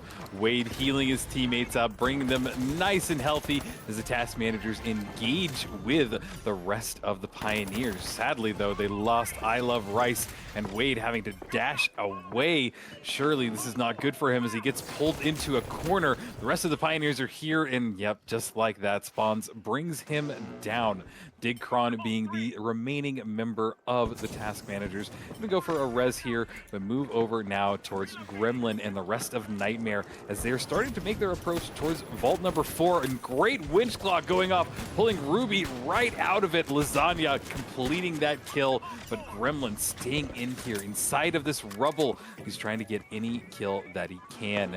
Nightmare did lose Uni in that battle, but he is pretty much been picked up by the rest of his teammates. They're going to get that res, but a lock bolt going off immediately from the task managers. They want to dive in there and find some damage on Nightmare. Gremlin going down in that Tiger, running that repeater. Now going to height, looking to see if he can spot anybody out as they move vault number 4. Yeah, Pioneer's gonna sneak away just right now with the cash out in their hand, but yeah, it looks like task managers gets the plug onto Charlie. Up on top of this metal dome, we see pushing up the KCP Pioneers, making headway. Looks like everyone's gonna be pushing in except task managers. A third party may come out. Pioneers do have their work cut out for them because Spawns and Brendy gonna be taken out relatively early. It's just gonna be Llama left. Llama does take out Gremlin and survive, but eventually gets taken out. Now it's just Young Guns and Nightmare left on this point, going for a force. Gonna be seeing Gremlin and Lasagna making their approach, a lock bolt in hand from Ruby Labubu. The good flip from the Young Guns. Now Ruby running the flamethrower, by the way. Throwing a red barrel to drop his cash out down. Some goo walls as well to barricade themselves in there. The cash out is halfway done. And an anti-grav cube in his hands. He is just running everything off meta today. But you know what? I love seeing a flamethrower. I don't think I've ever seen one. Along with a turret, this is feeling like my World Tour or ranked matches. Gremlin, though, on the other side of things, getting the flip. Nightmare now in control of this cash out. There's Ruby with the flamethrower, bringing Lasagna down. He throws that gravity cube out there. Some smoke going off in the point. Some gas and some goo going off as well. They've built themselves a nice little roof here. There's the dome shield. I think that they're going to be able to get the flip. They got the flip, but can they hold on to it? All of the Young Guns went down, getting that flip, and it'll flip right back in the hands of Nightmare. Yeah, and that smoke, good for stealing, but as soon as you get off, that cuts the damage of the flamethrower by so much. It can make it so difficult. You need to hit those projectiles as the flamethrower user. Those DOTs are not going to ignite on the player, so damage cut significantly. Unfortunately for them, they're going to be taken out and lose that point. Ruby Labubu, I do love seeing the flamethrower play. I see a lot more people on winch flamethrower as opposed to mesh flamethrower. Having that utility of moving the boxes around, I think, is what people prefer currently in this meta. If you're playing flamethrower, that's just to say the least. Yeah, I mean, I can't believe I'm even discussing flamethrower meta in PHL, but hey, we all have surprises nearly every day, especially in a game like the finals. Uni dealing some damage, having to dash back out of there. This positioning on this man always impresses me. He knows when to get out of there, when to chase, and this is what he's doing. He found his victim, comes in right behind them, dips and dashes all in a second, able to get that kill, and that is why the man is known as the Little Mosquito, because that was just so impressive. I mean, really, the movement on that was great. It good showcase of why Uni is so well known. Yeah, and on this point, task managers in control.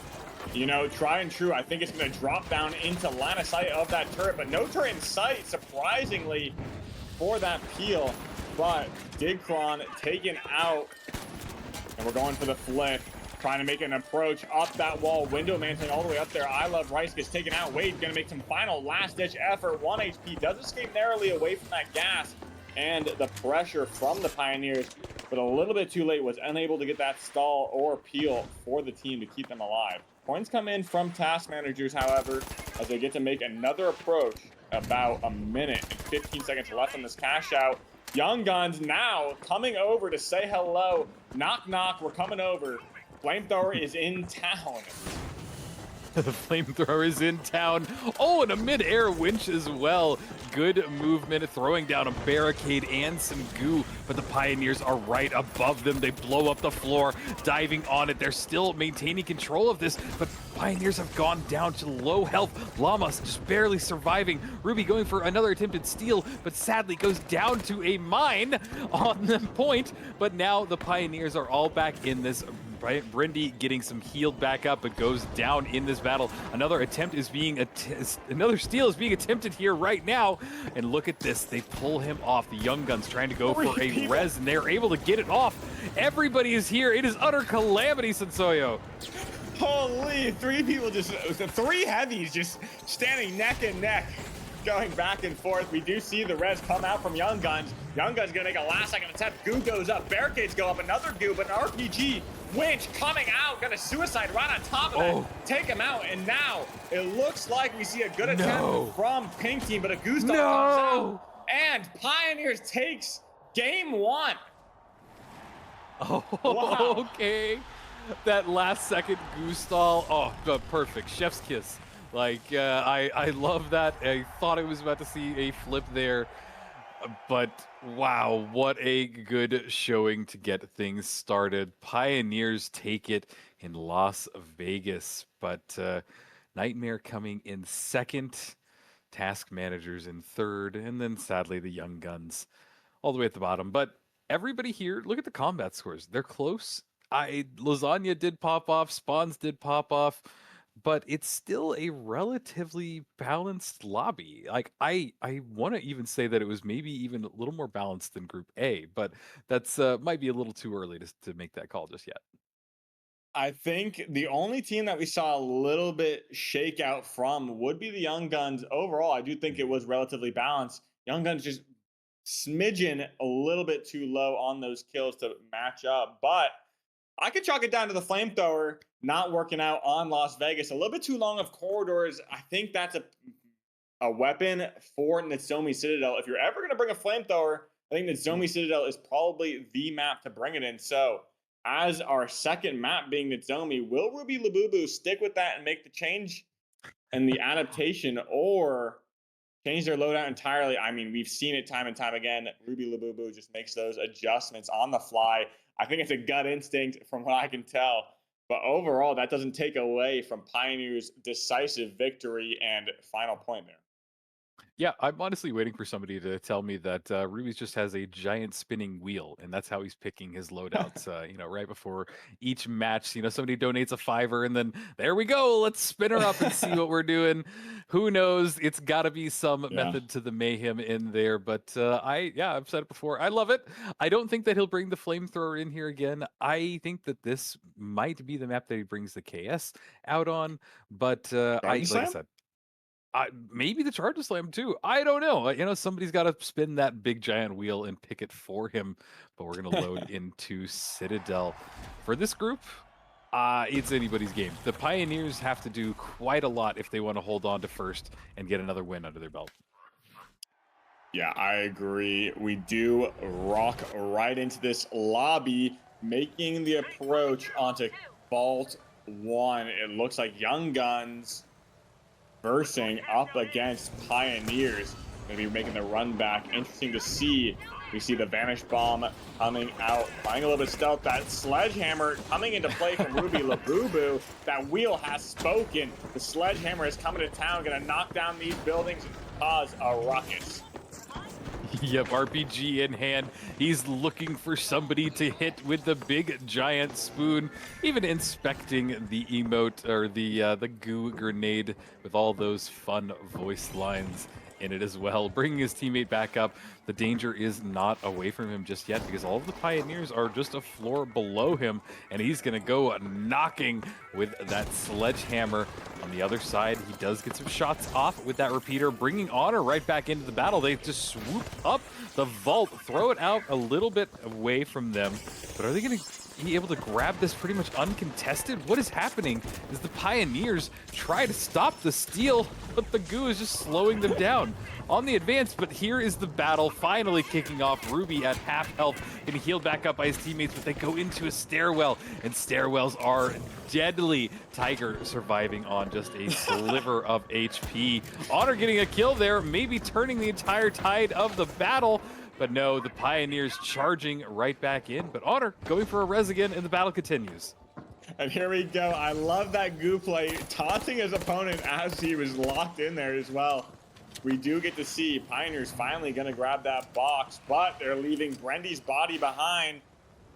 Young Guns all the way up. This could be their opportunity to take back this point. Both sitting on this low ground. Great damage. Wow. Going to be taken out. Brendy yet again. And now big damage comes out. Llama in trouble. Ruby Labubu going to kind of even things up, using that sledgehammer to play this angles, but that high ground offering so much value for the Pioneers. Brendy eventually gets rezzed up. Spawns taking control of this fight, going to dominate with that 93R. But ultimately dashing out, gonna ego chow with this gateway, maybe bait it away and stop that res, but it wasn't enough. Now in a 1v1, gonna get taken out by Honor. The pure spawns and Reign of Terror gets taken away from him, but the Pioneers are not done speaking yet, taking down the Young Guns. Wow, that was impressive. Honestly, the Young Guns held on for so long. The reses, the pulling off, everything was so perfect, but it doesn't matter now because Cash Out A is running down. There's an attempted steal going off by the task managers. They pop out of there. They know everybody is here. Nightmare in control of this Cash Out. Need to hold on for about 10 more seconds, but here it goes. The attempted flip is happening right now. All of the task managers here, they're holding on for dear life, but they're going down one, and there goes Rice. They're still in this battle and charging on, but now for no cash to their name. Red barrel goes off. Lasagna staying in it, getting healed back up by Uni and that infuser. Oh, that repeater hits hard. It hits really hard. And there's a second one, and he almost went off the map. He was way too excited after getting those kills, and honestly, I get it. Yeah, and another run back comes from the Young Guns. Still got something to prove on this Cash Out. Going for that force steal. Gates are up. It's going to be tough. Llama tries to winch him through the wall, sees the edge of his dress, and unable to make the attempt, but 10 seconds left on this point. It's going to come down to the wire. They aren't going to be there in time to take this steal. It looks like Young Guns are going to secure their point on Cash Out B. Yeah, it's great to see them getting a little bit of cash in their name, sitting in second so far. We still have 5 minutes of this map left, so it is anybody's game at this point. The Pioneers have been wiped. The vaults have been spawned and are getting plugged in Cash Out C for the time being. All of Nightmare actually has quite a lot of time to set up here. Nobody is too close to them just yet. Throwing down a fire barrel ready to hold them off as the Young Guns are starting their approach. Honor rocking the 93R, does spot Uni out, dashes away before he goes to the engagement, healing his teammates up, back up. Going through that divide is a very open area as well. There is a gateway ready to move out at a moment's notice. Ruby coming in below it to drop the Cash Out. There is still some C4 on the point. Sadly missed it. They're going to try and drop it or blow it up one more floor. There's the drop. Multiple teams are colliding all on this one Cash Out. Honor really needs to get a kill here, but sadly, Lasagna and Gremlin get 2 kills there. Cash Out is ticking down. Nightmare still looking pretty good. Yeah, task managers also find the reset on Wade. Now collapsing in on this point as both teams are weak. Nightmare gonna get a full reset almost, but Gremlin now taken down to half HP, takes a little bit of an RPG. Now 1 HP, the heals come in clutch. Uni perfect position to peel for his team as Lasagna gets taken out by Wade. That LH1 going to be doing some great damage on Lasagna. And now it's just going to be Uni and Gremlin holding strong. Dig goes for the force point. And as this team collapses on top to defend their cash out, we see a sneaky little angle that I Love Rice found, but it's not going to be enough. Gremlin going to tear through as Young Guns make their approach back over here, taking everybody out. Gremlin is not out of there yet. Gets taken out as Uni also goes down. It's going to be Pioneers coming in for the final third party, fourth party even, going for that steal. Oh, but it doesn't look like they're able to hold on. They need to go for it right now if they want to get the flip, but somehow Nightmare being out are still going to hold on. I don't think that the Pioneers have enough time, even if they stick this, and I was right. Nightmare able to get the cash while they're wiped. That definitely goes in their favor as Digcron and the rest of the task managers start their approach towards Cash Out D. This is in the hands of the Pioneers right now. Some goo in their way, blowing it up, throwing it down. A steal being attempted almost immediately. Good winch out of the air, bringing Spawns down. He was ready with that goo to stall it. Now it has flipped, and the task managers just have to hold on for about 15 seconds. Yeah, and this could be big for the task managers. Winning this will even things up, put everything into perspective for this last cash out. Everyone is going to be in the runnings as Llama rides down that cash out. He does not stick it. It doesn't look like it's going to be enough because that cash out tumbles and rumbles down that wall, down those balconies. One final steal is maybe coming out, but it gets stopped yet again. And now the final plug comes in from Nightmare. Nightmare going to be a guaranteed second place, I do believe, going into this final cash out. Only a minute and a half left to get this point in. Yeah, the Young Guns are here. They're trying to grab the flip on Nightmare. They do grab it, get another 1,000 to their name, throwing some mines down. Staying inside this building, though, can be very detrimental as they are very enclosed. So they need to play this very tightly, and it'll also mean they don't have a lot of room to run around. Throwing some goo, winching it off into a corner. Everything has gone black on my screen from a flashbang, but there's the Spoon trying to get a bonk. He brings Digcron down, looking for his next bonk. Ruby RPG in his hand, going through the floor. They do have control of this, so they need to hold on for about half of this cash out. There is the turret in the corner of the room. Ruby looking for the next bonk, goes up the stairwell, misses his winch claw, but goes for another swing, pulling back a little bit more. He's playing this kite game really well. Yeah, and just has to sit pretty. It looks like Pioneer is going to make their approach. Great goo to break line of sight, but that's going to be no trouble for Ruby Labubu. It looks like an SA-12 is only going to be the only thing that causes it trouble. No walls can break that man down. But Nightmare just needs to hold strong with Pioneers to guarantee their first place in this round. Just hold it for them. Play to hold strong. Yeah, 20 seconds left. They need to hold strong indeed, get themselves a little bit more cash to their name.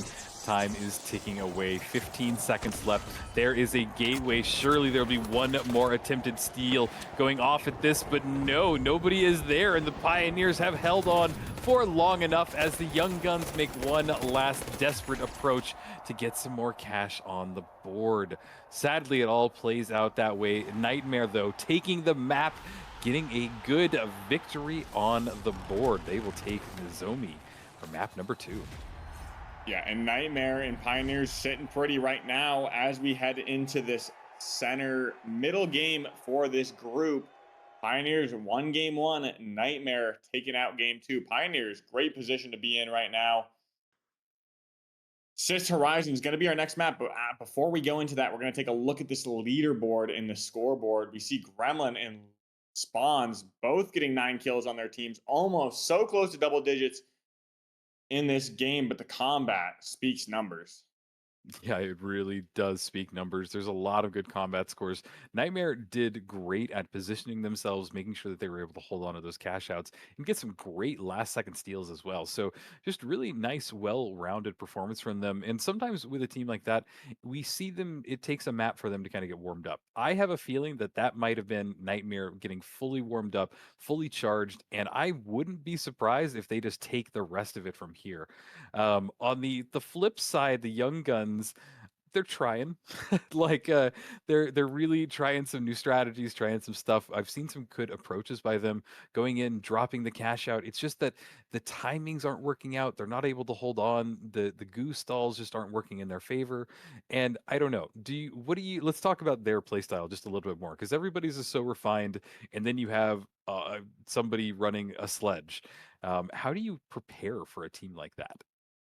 So I do really do think the goo sledge synergy is spot on because especially in cash out, as soon as you goo off those line of sights, you don't necessarily want to dome with that sledge because you're just going to get glitched. That line of sight's still going to be there. You want to use that goo to force the opponents in close as you're stealing. I think that's the main primary goal that they have. Go for those flips, go in hard, really capitalize on those moments where you can draw in your opponents so close. Winch also being a great tool to stall for your teammate as they're stealing. Sledge doing tons of damage up close.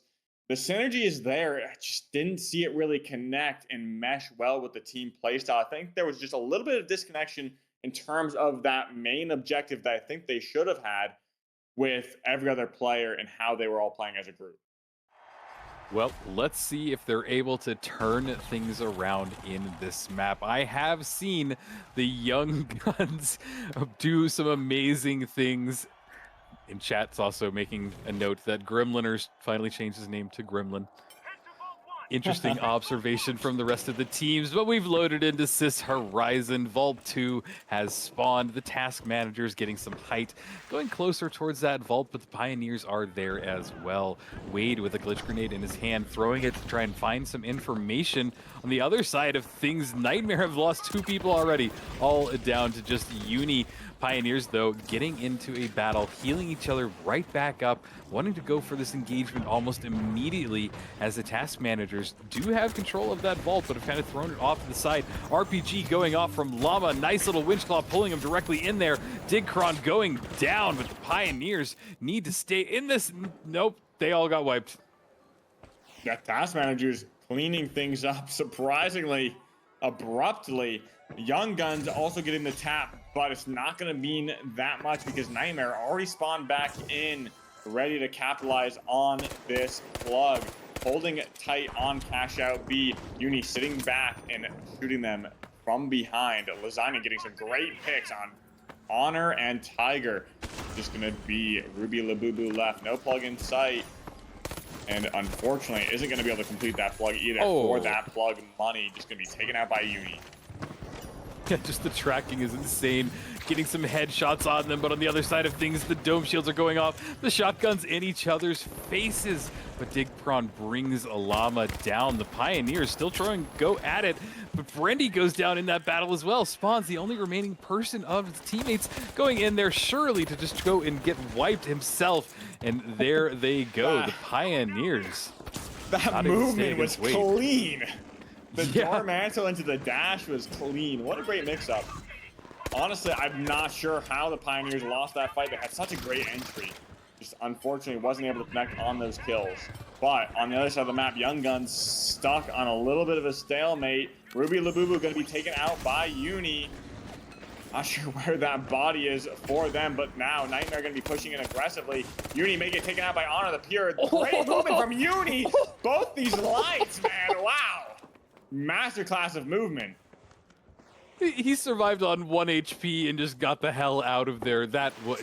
Somebody clipped that because that is movement of a light and how they could be so annoying. I can't think of a better word, but it's true. Honor the Pure going down from Gremlin there. There is the rest of the Young Guns having to wipe their wounds, sit back for about 15 seconds. They'll get the respawn going off.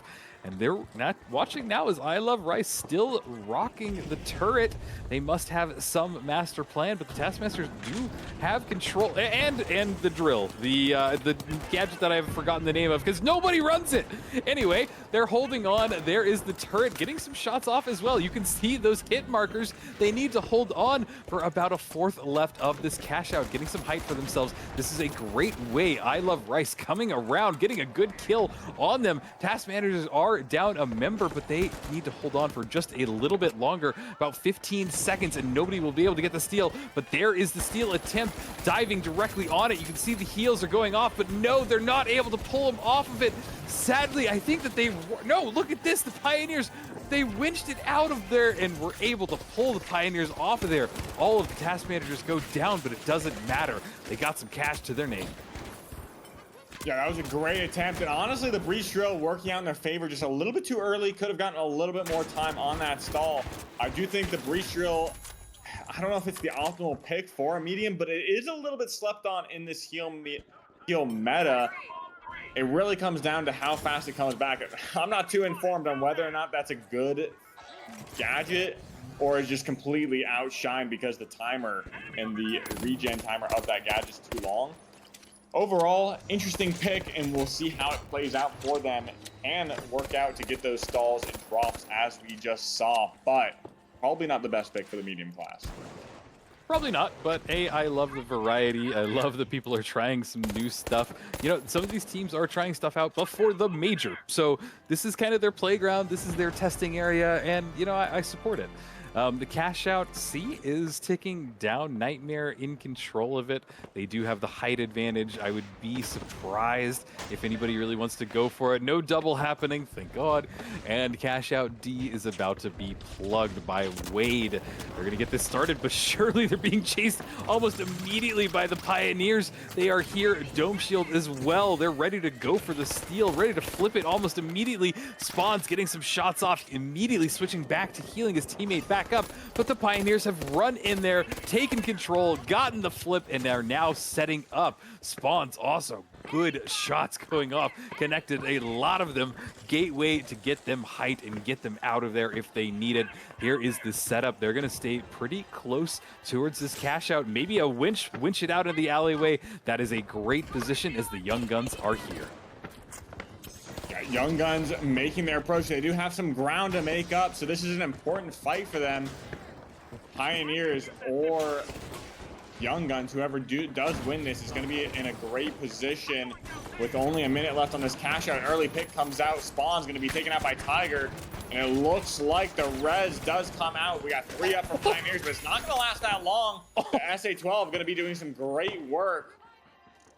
As we see, Ruby Labubu gonna get that res, and a flip on the way of the Young Gun.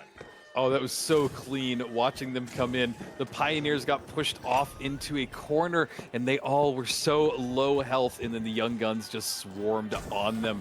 Gremlin on the other side of things trying to stall this cash out for at least one more attempt. There is the winch. He does grab them, able to stall them for a little bit. I think Nightmare have secured them this cash. He gets 1, 2, and then Uni gets the follow-up, gets the 3rd kill. What a kill-heavy, intense battle this is already. The Young Guns on the other side of things wanting to hold on to this. This cash out is running down. Uni just spots one of them out. Honor not looking in the right direction. Young Guns only have Ruby left in this battle, but everybody is here. The Pioneers ready to go into it. This is insane as Uni is just spotting them off. He's basically uncontested. How are people letting him get away with this? Here is the flip now from Nightmare. Are they about to grab this? Oh my God, they got it? 48K this early in the map. Take it, Sonsoy. I'm speechless. Nightmare can't keep getting away with this. They're going so well right now. Just their game plan, their stagger, everything is working in their favor. Just guys, I mean, there's no other way to close it out but win. I mean, they're so far ahead. I don't see how they lose in this current situation. Maybe a double comes out and Task Manager wins it. That's the only way that they could lose. And they get wiped situation. 6 times in the next 2 minutes. Yeah, I don't even think that's going to happen. But as we do, we see Young Guns get the plug, and now they're vying for second place. Gremlin grabs that cash box, yoinks it away, throws it across the map because Nightmare does not want this to be doubled. I really want to now see a 1v1 with Honor and Uni. I might message them to set this up because that they're so closely skilled in my opinion. It's really quite a show. But enough about that. Cash out B ticking away And here right comes now. the double. Here's the double, just like you predicted. It has been plugged by the Pioneers, I think. They're going to get a little bit of cash towards their name, but they are sitting very low on that leaderboard with only 9K. Really not a lot of cash in total, though. The mega block by the Young Guns sitting up on height. There's the winch claw. It is going to pull it out of position, but everybody's here. This is all converging on just one spot. It's very out in the open. This is getting intense, Sonsoyo. Yeah, and this is looking very, very good for Young Guns, but Honor does drop and commit because I do think Nightmare was shooting them up on top of that block. Forced to go get that reset. Ruby Labubu going to be brought back up from Tiger, but Honor the Pure going to be taken out and not looking that good for Young Guns, but overall they're in a great position because every team is here going to be vying for this point. Been winched out. I do like the move from Ruby Labubu, dropping down, winching that box out into the open, really sacrificing his life for the betterment of the position of that cash out. Now, fights are going to be breaking out as this clock runs down to 20 seconds left. Yeah, I mean, whoever grabs this will be sent into first place. This is quite crazy as the Young Guns are holding on, but here are the Pioneers wanting to get the flip. It looks like the stall might have gone off. They dive directly in there. Honor getting some great kills, holding them off. He's still there, getting kill after kill. Wade in the mix as well. Uni there just for fun.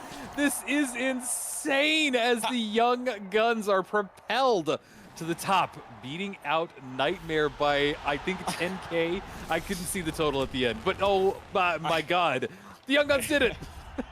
I mean, it looked like Honor was just farming kills right there on that cash out. Everyone was just jumping on, looking for those steal. Honor just farming.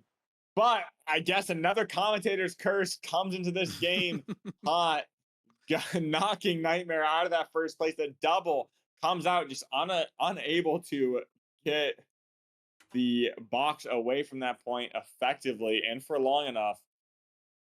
Look, I mean, Young Guns. Uni has 14 kills. Hold on, we have to stop and look at that for a second because that's the highest we've seen all day. I think the highest before this was 10. He's almost got 10K combat score to his name as well. God. And then the leader up behind that is Honor the Pure at 10 kills as well. Yeah. These lights are lethal. Like, that's what the L in light stands for, just lethal. And I really do mean it where, like, Honor and Uni just seem, on a movement level, they seem to have a very good close style. So it's very cinematic. It's very cool when they clash because you truly don't know who's going to get away and who's going to get away with a sliver of HP. I love it. It's a master showing of the finals. I even saw somebody clipped one of the movements earlier from Uni, so definitely check out that clip. But yeah, that was just a fun, explosive match. I just enjoyed that. I had a big smile on my face that whole match, especially the double at the end. It just becomes so chaotic and just fun. But yeah, what are your thoughts on Soya, what we just saw? Honestly, I'm a little speechless seeing how Young Guns were able to clutch that out. I thought their position was pretty good, and I did like the movement from Ruby Labubu yet again to drop down, winch that out, sacrifice his life just to get that cash on the proper position. I mean, going back, we did see Nightmare have the box in their hand, but the pressure was just a little bit too intense to keep that box out for that split. Just everyone wanted to double, get that first place on lock. Ultimately, Young Guns going to come out on top in this game. Do you know what map we're going to be going to next, Rio? I believe Monaco. Yeah, we'll be going into Monaco, another map we haven't seen today. I want to say that it's almost fallen out of the favor of a lot of the players. Like, and maybe you can speak to this on Soyo because I don't see it a ton, especially in season 2 of PHL. It seems to be more of an afterthought kind of map. What are your thoughts on that before we load into it? I think in the current meta, it's really forces slow, long range, head glitchy engagements not many people like those kinds of fights because of not only how strong the BFR is, the CB1 repeater, those synergize so well in this. It really comes down to getting those advantage, getting the plug, and just holding those head glitches. I think that's the main reason why people don't like it, because it really forces one kind of meta playstyle. But I do think it has a really good place currently overall in the map pick meta, really changing things up in the current landscape of the finals. That's actually a great way of putting it. It might not be the preferred map, but it does really add to the flavor or kind of, dynamic that dynamism that we see in the finals, not just with the actual like destruction, but in the maps themselves. So cool to see, but Gremlin immediately goes to the height, but brought down by Wade, rolling with the Mr. Chuck there, but yeah, not able to keep him healed up when you're in the middle of a roof. Yeah, just as we were talking, LH1, BFR, all these weapons going to do so well on this map. We do see task managers take a hold of this high ground. Lasagna Uni may just cut their losses and rotate back over to the other cash out as Young Guns hold over towards that other cash out strongly, setting up their defenses on cash out A. Yeah, they're very strong defenses over there. You know that it's going to be incredibly difficult for the task managers to break through here. This is a good setup by the Young Guns, and also the cash out has just been manipulated and just bouncing away. But oh my god, Ruby with a bonk, followed up with his teammate getting a nice repeater kill. They are gonna get that plugged.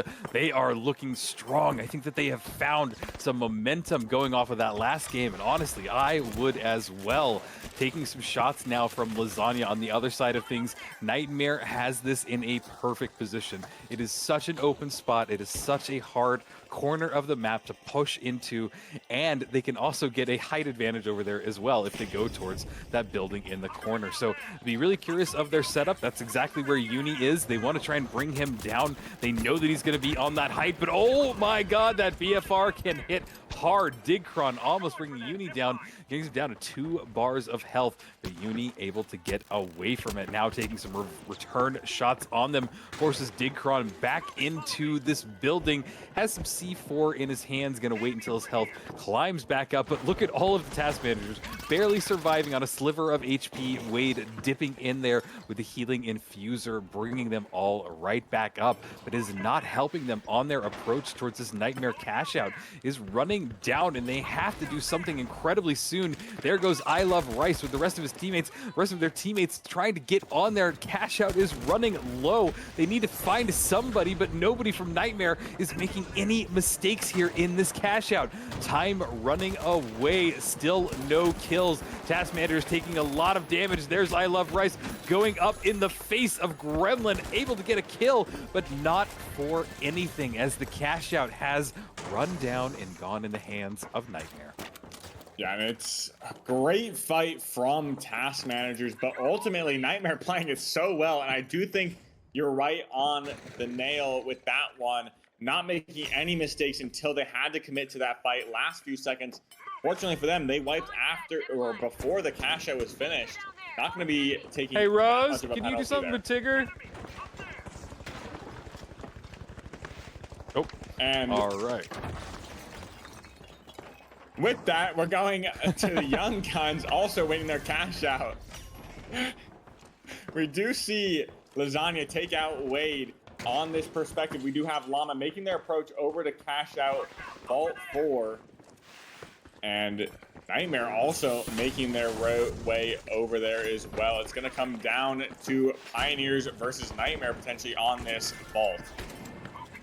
Yeah, there is Llama with the rest of his teammates going up this stairwell. It'll be a good setup for them. They need to find a little bit of height. They are at the bottom of the leaderboard right now. RPG goes off in Llama's face, blocked a lot by that column there. Sadly, he goes down. The rest of the Pioneers trying to stay in it, but Uni came from behind, brings Brindy down.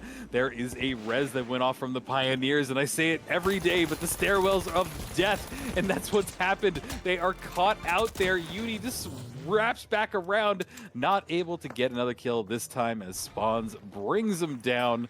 The Pioneers will take the vault. Yeah, and wiping Nightmare there is going to be pretty good. Not only do they get the plug on that other cash out, but overall for the lobby, Young Guns are very fortunate to get that wipe. Now making their approach to stop this, maybe get the plug. Interesting situation going on, honestly. Mines, Sledgehammer on Monaco. Very interesting play as he gets the kill right there, making me eat my words. Sledgehammer breaking through this building. You cannot hide anywhere. I'm gonna find you with my sledgehammer. Yeah, and that's the fun thing about a sledge. The follow up with a bonk, you gotta love it. Now Uni moving over, brings down I Love Rice. Almost immediately he knows somebody else is up there, but they're gonna try and get the flip. Nightmare is here. Wade from above wanting to try and stall this, but they're diving on it. Digcron going down, the heals going back up from Gremlin. A lot of heals in there, throwing down the goo. They have to try and find a way to hold on to this. There is the pick. Nice shot off from Lasagna, getting a headshot on I Love Rice. Nightmare have gotten the flip. They're pulling it back off. They need to hold on for about 10 seconds left. They're staying right in the middle of it, though. Gremlin being the only person remaining. He needs to stay in this. He's somehow gone not down in this battle just yet. All of the Pioneers are here. This is just utter calamity on this cash out as the Pioneers flip it. Yeah, Pioneers coming in last second. An emo coming out from Digcron. Doing the belly slap. I think that was that emote, but it looks like Taskmaster is going to get wiped. Pioneers looking pretty with that money in their pocket. On the other side of the map, we do see Young Guns probably going to be able to contain this cash out, win it for themselves. Only 20 seconds left. Nightmare spawning on them, however, going to have to one last attempt for this cash. The head glitch is in sight. Onto the Pure, taking some big damage. That follow-up could come in strong, but Pyromines, goo, everything. Sledgehammer, there's not much Kremlin can do against this sledge in that range, which is not one you want to see. And a quick, clean wipe comes out from Young Guns, lounging around now, holding his spoon, eating good. Pyro's goo mines. Oh my! Cash out be one of the most challenging cash outs in this entire map. It is in the middle of a pit in the bottom of this construction site, but somehow they have gotten a flip on it pretty much uncontested. Now the task managers have to find a way to set up for a few minutes to try and run this clock down. We see some goo going down. I Love Rice no longer rocking the turret back to the DMAT. Probably a good choice for this map, but I'm really surprised at how closely they are staying at this cash out. We see on the other side of things, Nightmare have some height advantage. They're just trying to spot anybody out. They've made the call to go for it. Gremlin RPG in hand switches back over to the BFR, now trying to spot somebody out in that stairwell, knows that they're there. Dome Shield being burned by the task managers. This might be an opportunity to turn their focus and go for a steal to bait them all out of there, but nothing has happened just yet. Instead, one of Nightmare has gone down, and Gremlin's going to try and get the res. Yeah, and I was about to ask, where is Wade right now? Wade finally gets the peel for his team. Pioneers look for that steal while the chaos breaks out with Nightmare and Task Managers, but unable to do so. Gotta get winched off the point. Everyone looking for the reset. Ruby, Labubu, Young Guns holding that other vault out. Gonna go for that guaranteed second now. All they need to do is maintain composure and help Pink or Orange win this cash out, and they got a guaranteed first place in the books.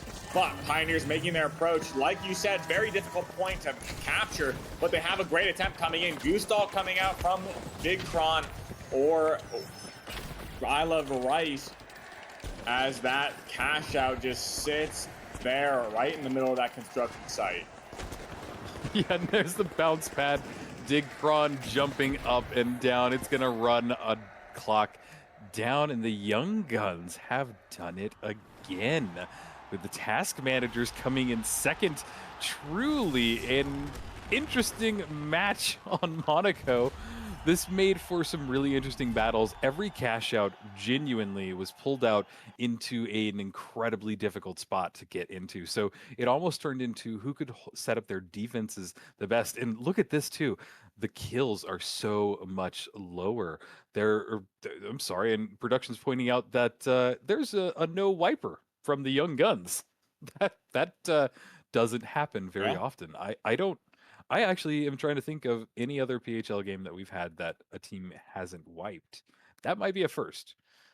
Somebody's done it before. Envy did it once, but it's still a very rare feat. But the main thing that I want to point out from the scoreboard is the fact that it's not a heavy hitting match. It doesn't have a lot of kills lined up there. No one person was popping off, and that just is the kind of lays into the play style of the map. We were talking about that in the beginning before we loaded in, and that it's just a slower style. The engagements aren't there. They're not explosive. You don't really try and ape as much. It's just an interesting map. I like that it was kind of in the middle. It felt like a little bit of a break from everything else. Yeah, and I do like your callback to our earlier conversation. That may be one of the larger reasons why people don't like it. The speed and pace of the game on that map can not only prove a little bit difficult towards people's patience, especially as you get into the latter half of this lobby. People's patience, everything wears down. It becomes a game of endurance rather than a sprint. But honestly, I do have a comment. I think these lobbies have been going basically the opposite of what we've been saying. Yeah. Commentators' curses written all over the narratives and the scriptures of these lobbies. We do see Young Guns now taking 2 wins in a row. Is that going to continue, Rio? What do you think? I mean, we've seen some crazy picks from them. I don't know. I would love to see it continue. But do you know what map we're going to? Because I think that's going to depend a lot. We're going to Fortune. Oh, okay. Your favorite I map, think that Rio. Here you go. there Take is it a away. good chance that they will take it here as well. And you know what? Let me find whoever just chatted last in chat. Oreo Cookies, your fortune for today is a small betrayal will lead to a big realization. Not sure what that means, but you are the proud owner of that fortune. As we get Watch started, your back. your problem now. And oh my god, these teams are ready to get out it. Llama throwing that RPG down at the feet of multiple Nightmare, bringing Gremlin down, surviving on just a little bit of HP. Lasagna, but all of Nightmare are here. They've turned the tide, and now the Pioneers are the ones struggling for health. There goes Spawns. Brendy surely not going to survive, as it looks like Lasagna came from behind and gets the second kill, cleaning up the Pioneers. And what a way to get started on Fortune. Wow, honestly. And now we're going to see them walk right into Digcron C4 RPG. Spear! Whoa! What are we looking at right now? What? Sledge, Okay. I can see. Spear? I don't know. Digcron competing with Ruby for the weirdest loadouts. All right. Let's see how this plays out. Turret, winch, spear. I'm sure the breach drill's coming in somewhere. Wade is under some immense pressure right now. Can he get the escape? As Lasagna honing in with that CB run repeater. We've seen them hit shots time and time again. Now making their slow approach. Wasn't able to find that kill on Wade. Gremlin and Lasagna sticking hand in hand. Gonna drop down and play the time that they need. Assess the situation. I'm sure if they've played this team a lot, they know that there's going to be a turret waiting for them as they get flashed. Yeah, those flashes are brutal, and honestly, I am always on the receiving end of them. This cash out, though, surely is about to be stolen by all of Nightmare. They're here, back on the turret as well. Rice feeling like that's a good choice, bringing down Uni from a winch claw, but there is the spear, getting these. Doing the Beyblade action, even getting a kill on Gremlin. Nightmare surely must be very confused right now about what is happening. But Lasagna gonna go for the res, bring Uni back in this battle, but somehow Task Managers hanging on to control. I never thought I'd see Nightmare getting Beybladed to death, but we're looking for the drop right here. I think this is the double drop. The turret is going to be set up on the floor above, but I'm not sure if Nightmare is going to have the time to go for the steal. We do still see it. Task Managers 3 up on this point. The spin is going to come out in full force from Digcron. Gonna get that stall on Gremlin. A huge flashbang coming out from I Love Rice. That breach drill gonna take out Gremlin, essentially blind him as that turret's looking to clean up. We do see Lasagna sticking it. Turret's looking the wrong way, not gonna be able to get the pick, but Digcron goes in there with the spear, full force, skewering everybody. I mean, like, we've been, talking about Ruby this whole time, and I feel like we've just overlooked Digcron, who has now gotten 4 kills he's shouting with now. a spear. He's shouting now. Yep, I believe it. And honestly, in the loadout too, from I Love Rice, using the breach drill, it's really impressive paired with the turret. I mean, part of me thinks that we're watching a little bit of memeing going on, but another part of me actually feels like we might be seeing some actual evolution of the meta. And you know what? I'm not sure just yet, but right now, Llama fighting for his life, throwing a red barrel, pulling out that RPG as well. Vault 4 has been opened in the middle of this arena, getting Rice down with that RPG bounce pad. Good kill as he sets his sights on the rest of the young guns as the vault is being moved over towards Cash Out D. Yeah, and Pioneer's gonna go and get that plug, but Brendy, nowhere in sight, has 20 seconds left to coin back in and regroup with his team. This could spark some trouble on the horizon if they do get pushed, but everyone seems to be fighting over Vault 3 and getting this plug. It's gonna be Young Guns, spear in hand or sledgehammer in hand from Ruby Labubu. Going to be holding it down as Nightmare pushes aggressively. A winch comes down and that pick gets taken out. Gremlin gets taken out. Lasagna going to get sledged, and it's just going to be Uni left clicking all over the place, trying to swing and a miss. Does not hit Uni as Honor cleans up.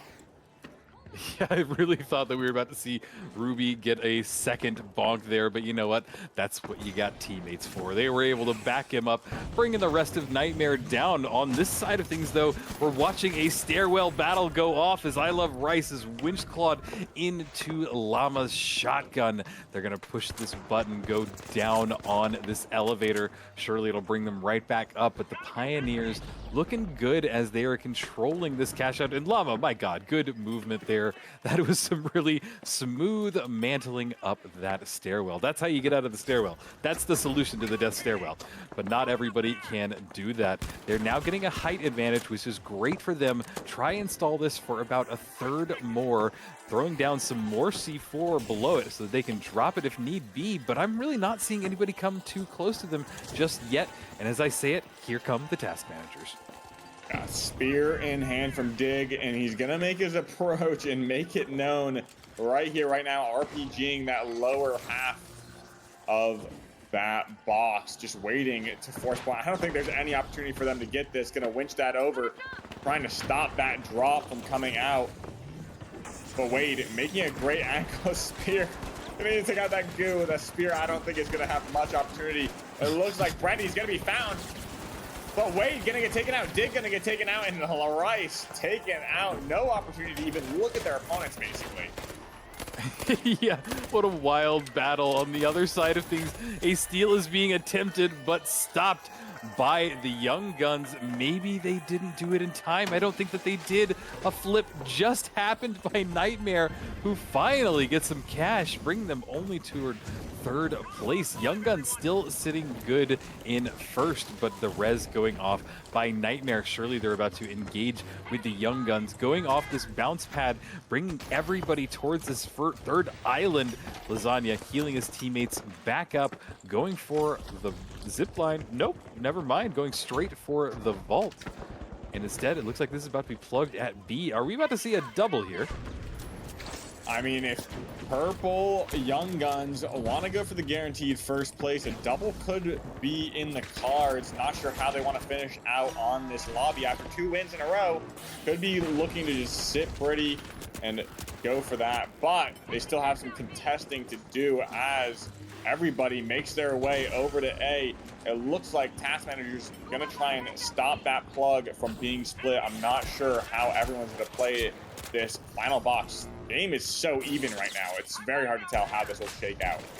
It really is. We only have under $8,000 separates from first to last, so that is not a big gap for any team to overcome. It is going to all be determined by who gets these last two cash outs. Thankfully, they did not get doubled, so they are split, so it is any team's chance to come in here, grab some extra cash, and potentially not be wiped. Pioneers set up right now for cash out A pretty far away from it. It's going to be interesting because it's not going to give them a lot of opportunities to dive directly on there, but surely they have a plan. Here comes the flip, though, from Nightmare. The smoke has gone off on the point. A lot of calamity, and there it goes. Pioneers nowhere near it, just as I predicted. Gremlin now making his way towards the inside of this building. It'll be a great way for them to try and hold it, but now they're far away from this cash out, and all of the Pioneers are there. Surely we're not going to see a flip again, as all of them are sitting right outside of this doorway, ready to go at a moment's notice. But no,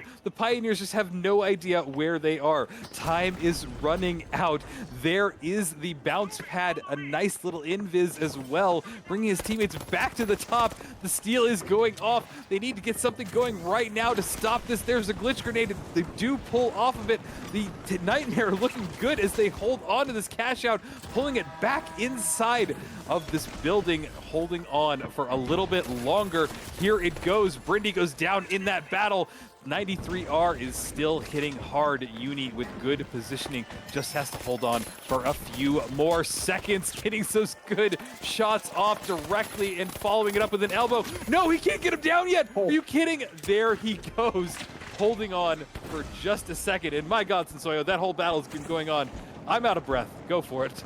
Oh, I did not expect those heals to come in last second. I was a little bit scared for Nightmare. That flip could have came out, but Uni clutching up, getting that motion, rotating around and getting some clean shots. Last few seconds, nothing is going to be changing in these cards. Task Managers coming in second place. Nightmare coming on top. A very close match overall, but between the final top two teams, I think only a few $1,000s, if not less, separate them.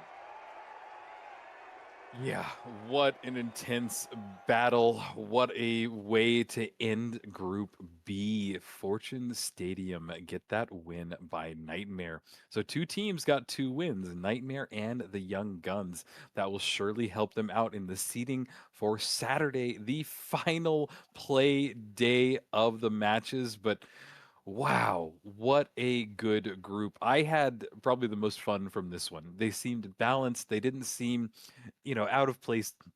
Group A felt like it had 2 heavy hitters. This one felt like all of them were heavy hitters. Everybody was competing. There was just a good flow. I think we saw one double and it made sense when we got the double. So just a good way of playing. If you guys came into this broadcast late, go back and start on Group B.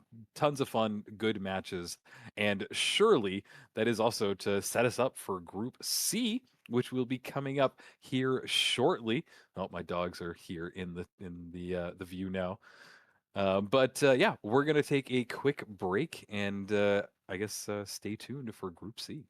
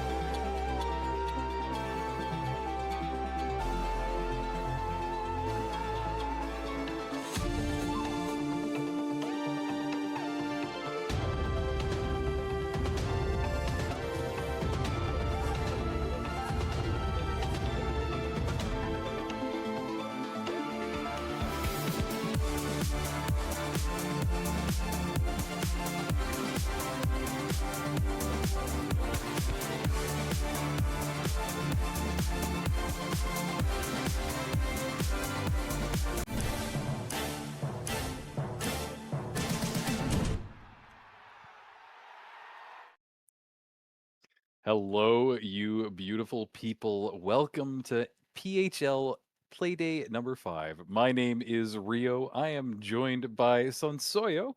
How you doing today, Sonsoyo? How you enjoying the game so far? Group A and I'm B? doing pretty good. I honestly, last group was a show mainly because of the off meta things that we've seen. Both off Yeah. meta teams kind of collided in that lobby. Seen some shakeups.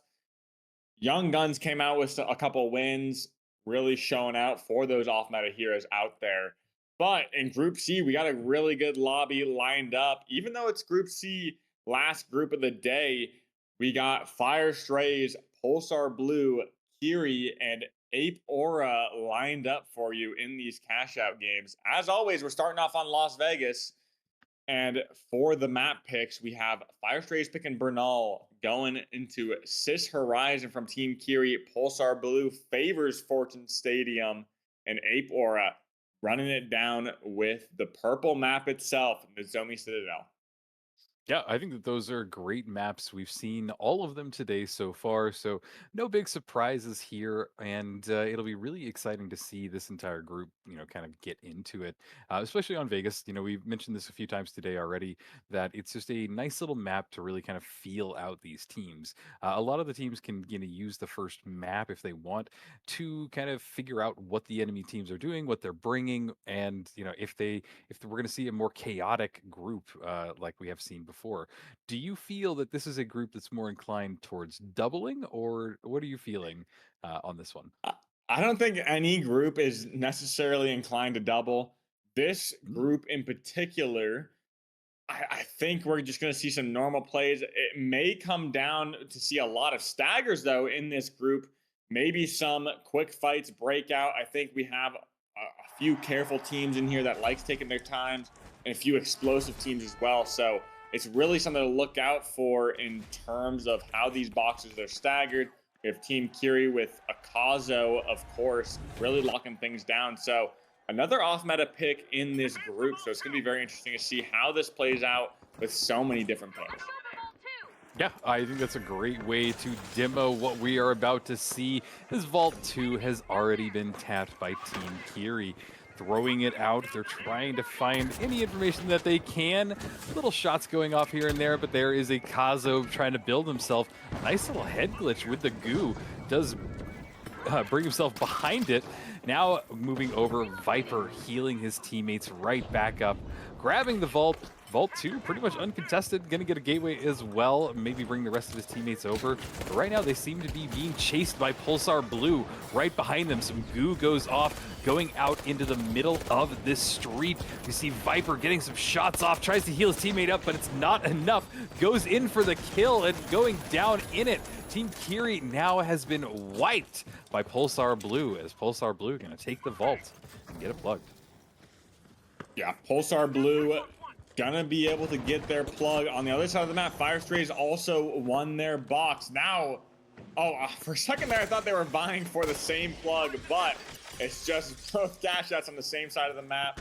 Not gonna be playing diagonal on this one. This could be a little bit more volatile, offering some third parties that might come out in full force.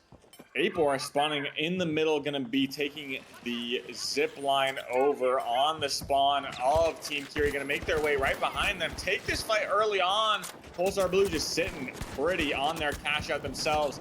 As we see Pulsar Blue getting involved. Bravado going to be taken out as well. Jeff Buckley now taking that gateway, dying to a Pyromine as well. It looks like a Kazo Viper are going to be the last two up on their team, as well as Rack and Bimo.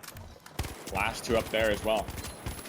Yeah, cash out is ticking away. Bimo gets a nice kill, but sadly he's down to just 3 bars. Has to pull off just a little bit. They need to find a better way to go at this engagement, especially since Jeff Buckley is down as well. Has a couple more seconds before he coins in, and then they'll be able to make their approach one more time. But Pulsar Blue in control of this cash out, and potentially more than one team about to dive on this point, because Team Kiri is over there as well. They might have made their call to go towards cash out A, but here is Yujikoni now going towards the top of this rooftop, trying to find any information that they can. There is all of Pulsar Blue set up there with also a goo pad ready to dive on the point at a moment's notice. Decide to pull themselves into that stairwell. This is the one time that a stairwell play can actually be pretty good, but look at how far away they are from this cash out. They surely can't get there in time. What just happened? Some C4 blew up, stopped the steal. That is completely unexpected, as now Pulsar Blue are here, able to stop it one more time. There's no way. They had the perfect timing to go for that steal. We saw Pulsar Blue get shot in the back, get drawn out, but now, I mean, Apor making their run back is just going to be the winch from Brutal Luck, going to be able to stall this, and I don't think anything is going to happen. BMO did not stick that point either. Getting a little bit of the chills fighting and looking for that steal. Not really trusting in his teammates. I think best case scenario, you hold that. You know Drax's going to clean up the kills anyway and get the res. You're not going to take a wipe. You have to stick those. Yeah, it was just a little bit sloppy. I don't know if it was miscommunication, if he just felt like that explosion was going to hit him more. I don't know what happened, but it is those little tiny mistakes that really multiply here in the finals, especially when you're playing with such heavy hitters in the arena. Slothy now tapped Vault 4, decided to stay near it. This is a good approach. He has a gateway there to get out of there with the rest of his teammates, but decides to now go towards the cash out, towards D. I guess he made the call. His teammates are running it.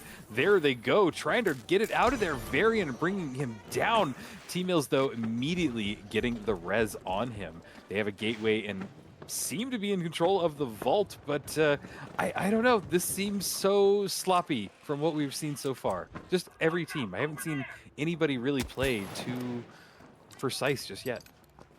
No crazy clean fights just yet, but like you said earlier on, this could be the warm-up game. Feel things out, feel out how the opponent and these lobbies are going to be playing. And now we're just kind of on a head glitch fight. Nobody going to be able to make their approach over to Delta. Cash out Vault 4, just a little bit of a stalemate. Yeah, it's definitely a stalemate right now.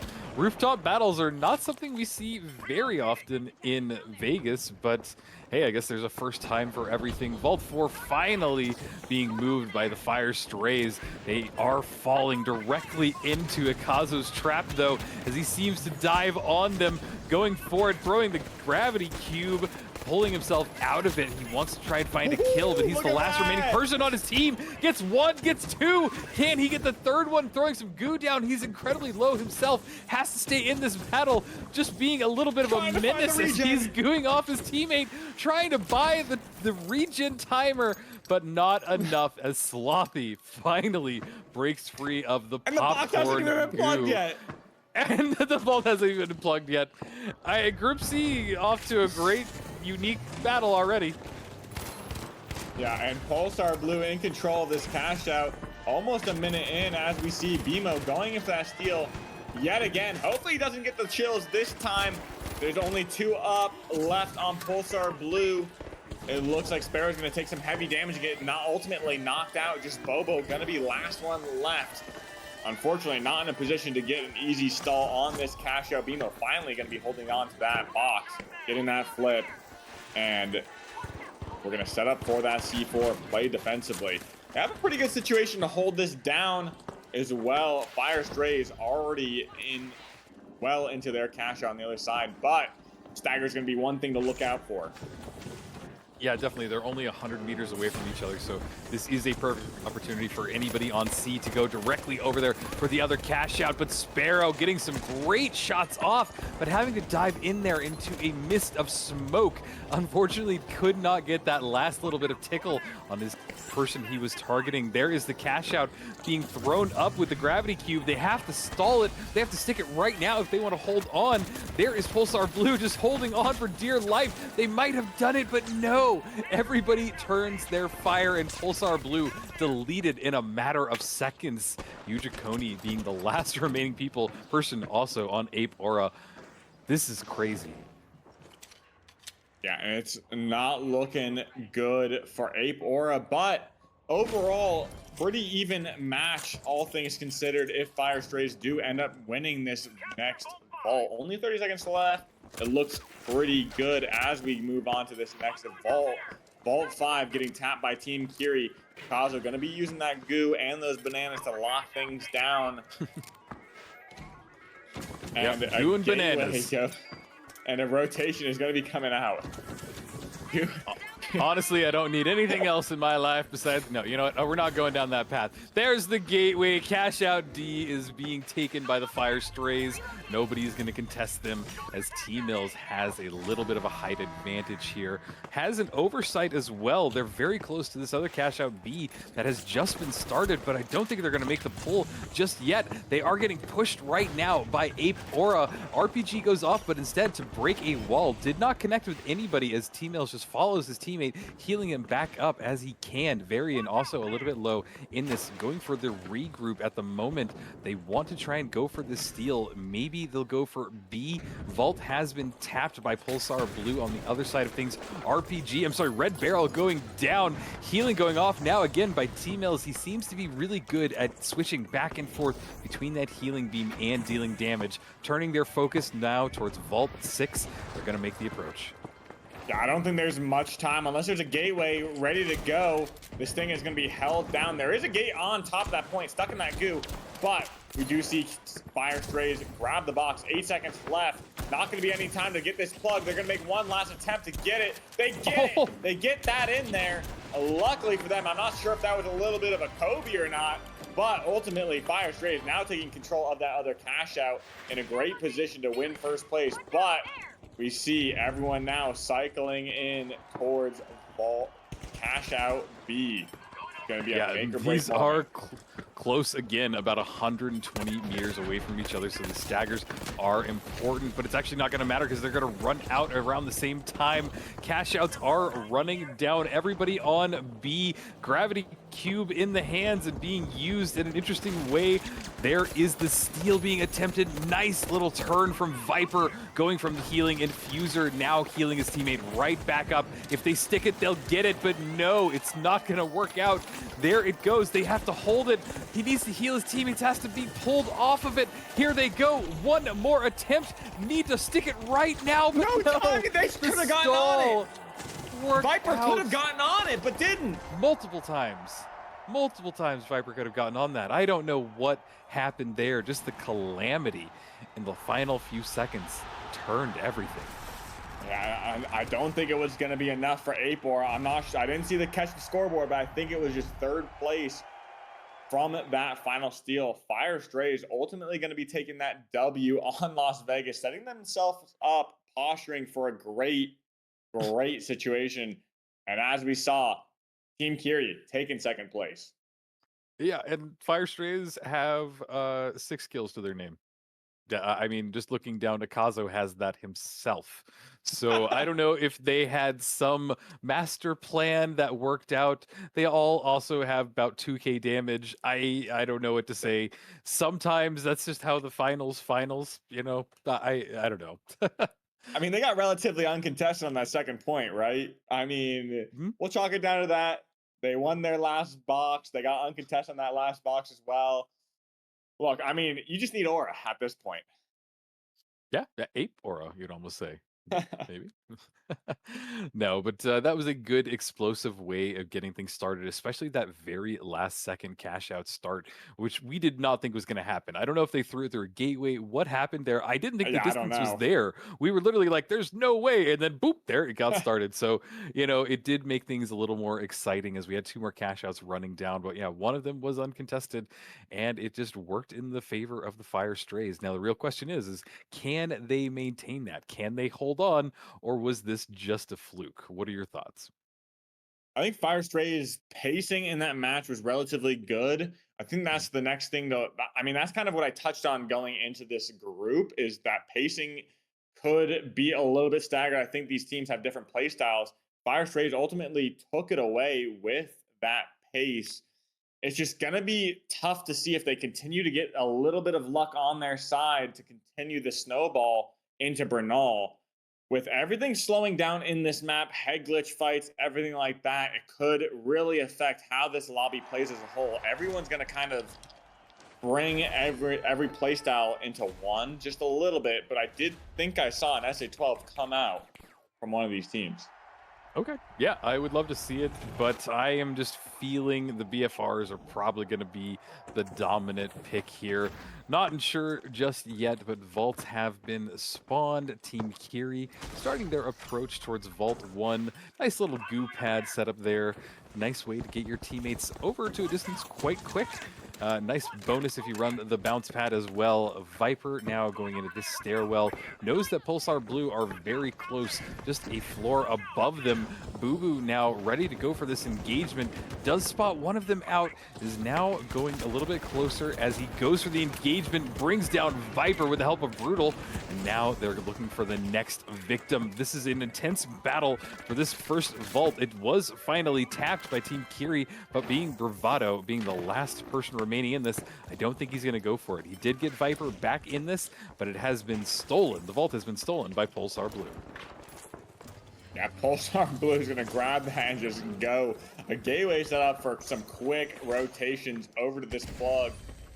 On the other side, it looks Apor is looking dangerously low from getting a wipe. Firestray is probably going to take it away and get that plug, but as we see, Viper and Team Kiri now triangulating on to Pulsar Blue, going to make some great chip damage onto Sparrow, but as a light, going to heal that back up. And like we said, a little bit of a long-range chip fight going on. Yeah, without a doubt. Viper now healing his teammates back up. Team Kiri wanting to make their approach onto Cash Out A.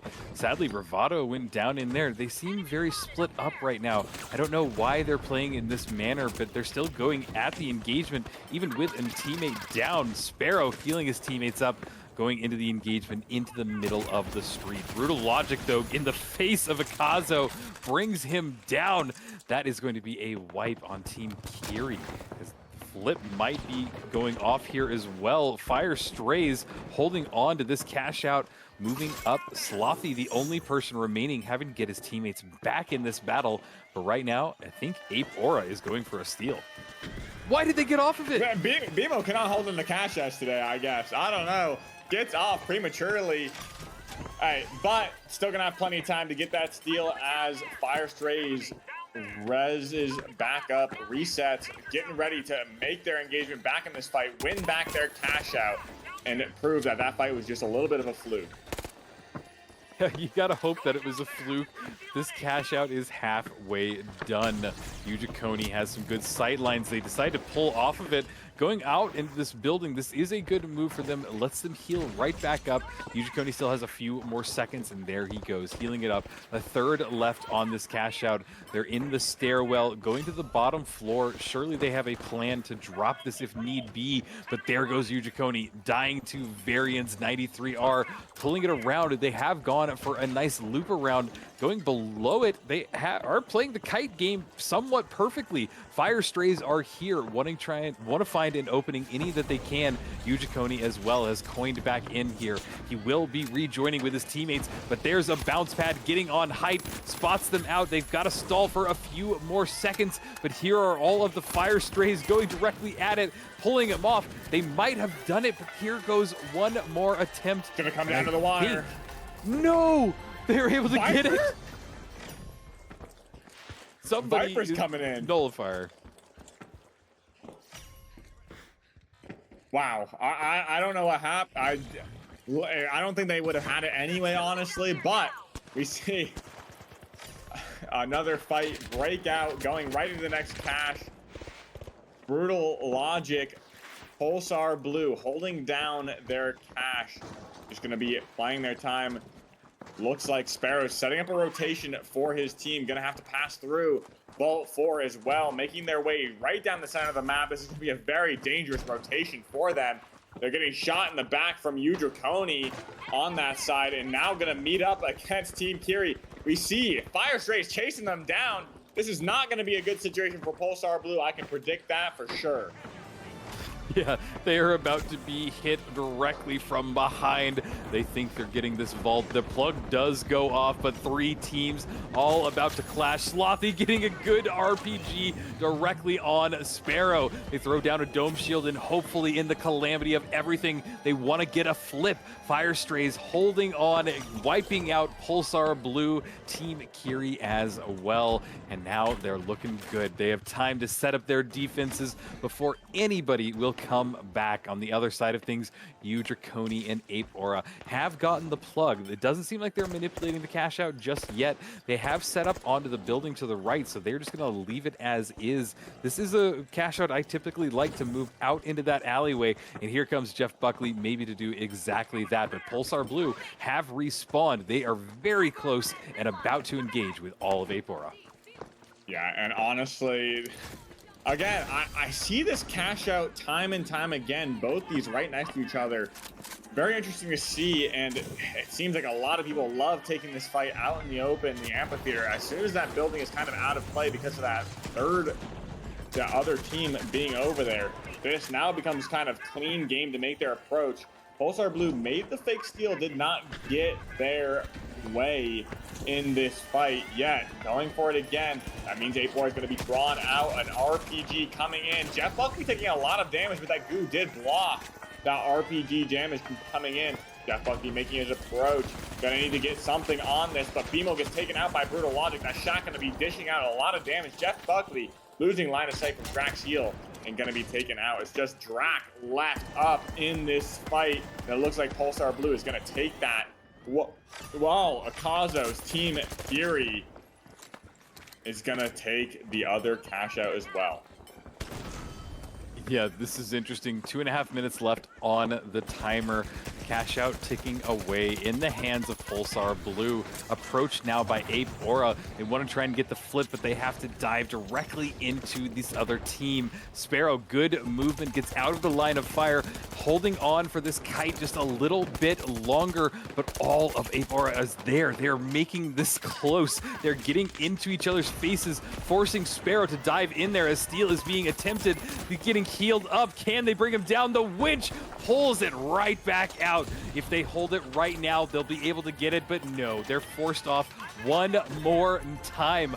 Not sure what's going on with Ape Aura, but these cash outs are literally slipping out from their hands.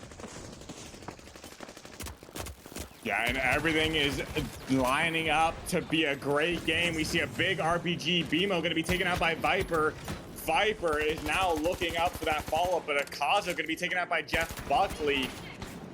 Viper gonna look to clean up crew right here, makes his escape away as Jeff Buckley and Draconi find each other and reset, but a Bravado going in with that CB1 repeater. Huge damage goes out, gonna need to get the trade last second. Draconi taking him out and finding the res for himself. Wild fight there. Unfortunate it did not go in their favor. The cash out B has been started, ticking away. Cash out A also looks like it's about to be plugged. There's the gateway right to it. Surely they'll get this plug, but right now Team Kiri is here as well. Want to try and intercept it from Pulsar Blue, but they just went down. It's all on Viper, and he's in the thick of it. And just like that, the kill goes down. Man, interesting setup. I'm not sure if Pulsar Blue will have anybody contest them on this. It's going to be interesting because we're going to wait for the respawn for 2 of these teams, but where will they go? It is all going to come down to these last minute and a half.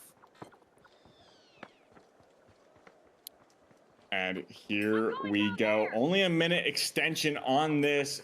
Pulsar Blue in control of A. Fire Strays just locking down right now. Playing for second place.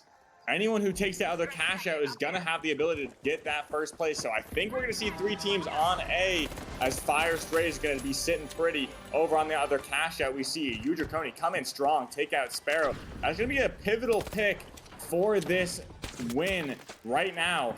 But we see Team Kiri making their approach as well. It's going to be very difficult for everyone to make this steal. We got 3 teams here. 3 teams all going at it. Boo Boo went down in that battle. Ape Aura are here. They're healing each other up, but inside that doorway, Team Kiri is there as well.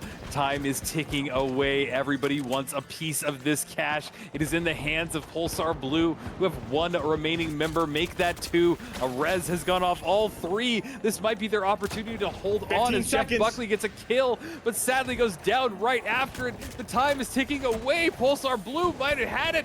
They need to get on it right now, and nobody is there. Pulsar Blue are going to get the cash. This will send them up to first place to get the map victory. Fire Strays coming in second.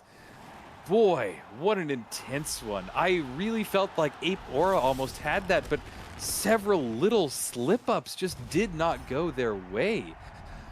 But boy, what a good battle. Yeah, I mean, Fire Strays really coming away with second place, going for consistency right now, really setting themselves up for great success throughout this whole group. But Pulsar Blue really taking it to them, taking that first place on Bernal. Gonna be coming close right now. We're gonna be going to Sis Horizon next. Could be anyone's game. As we've seen, the pace of these lobbies have been a little bit unusual. We saw some weird cash out locations in that map on Bernal to kind of shake things up, closing out that second cash out. But overall, Pulsar Blue looking pretty strong. Fire Stray is also looking great as well.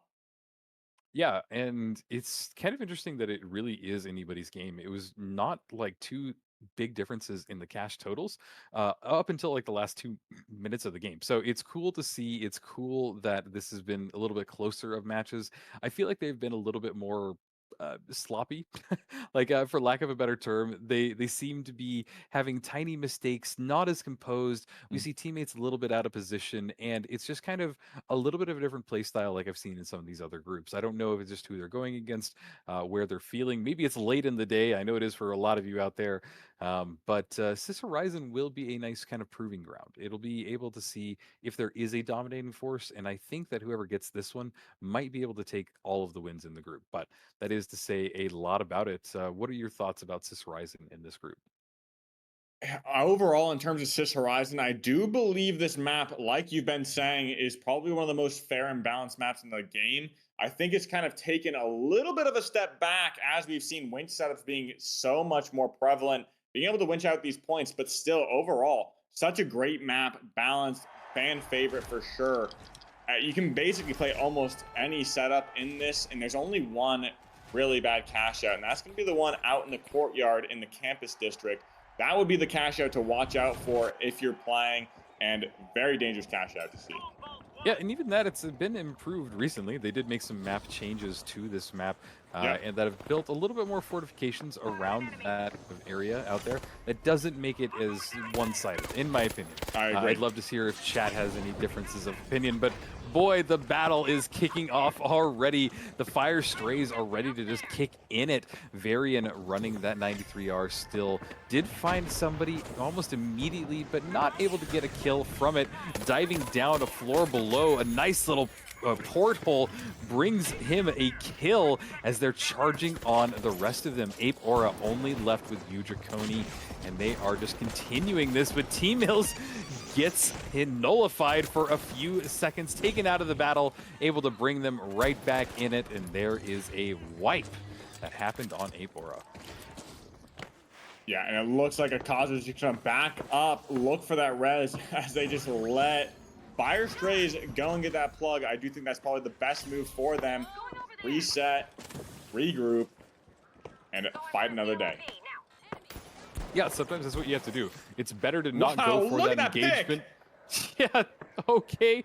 Nice little sight line there from Bravado. They get a direct res on him as well. Gonna pull him off. That would have been a great time for Team Kiri to go for a nice push, but they weren't able to. It might have been that bounce pad was gooed off, but there is a gateway ready to bring his teammates over there. They're gonna dive for this cash out almost immediately, but instead of going through the gateway, they're going a different way. They want to try and go below it, going up the stairwell instead. Maybe they are ready for a different type of engagement with the fire Fire Strays. Fire Strays also very grouped up and very close to each other, staying crouched down to not give away any information if possible, but surely they just heard all of Team Kiri. They know that they're there. That cash out is hanging on an edge, and there's an RPG from Slothy bringing Viper down. Bravado forced to get out of there. Akazo also taking a lot of damage. The chase is still going on, but Bravado seems like he might have made his escape in just enough time.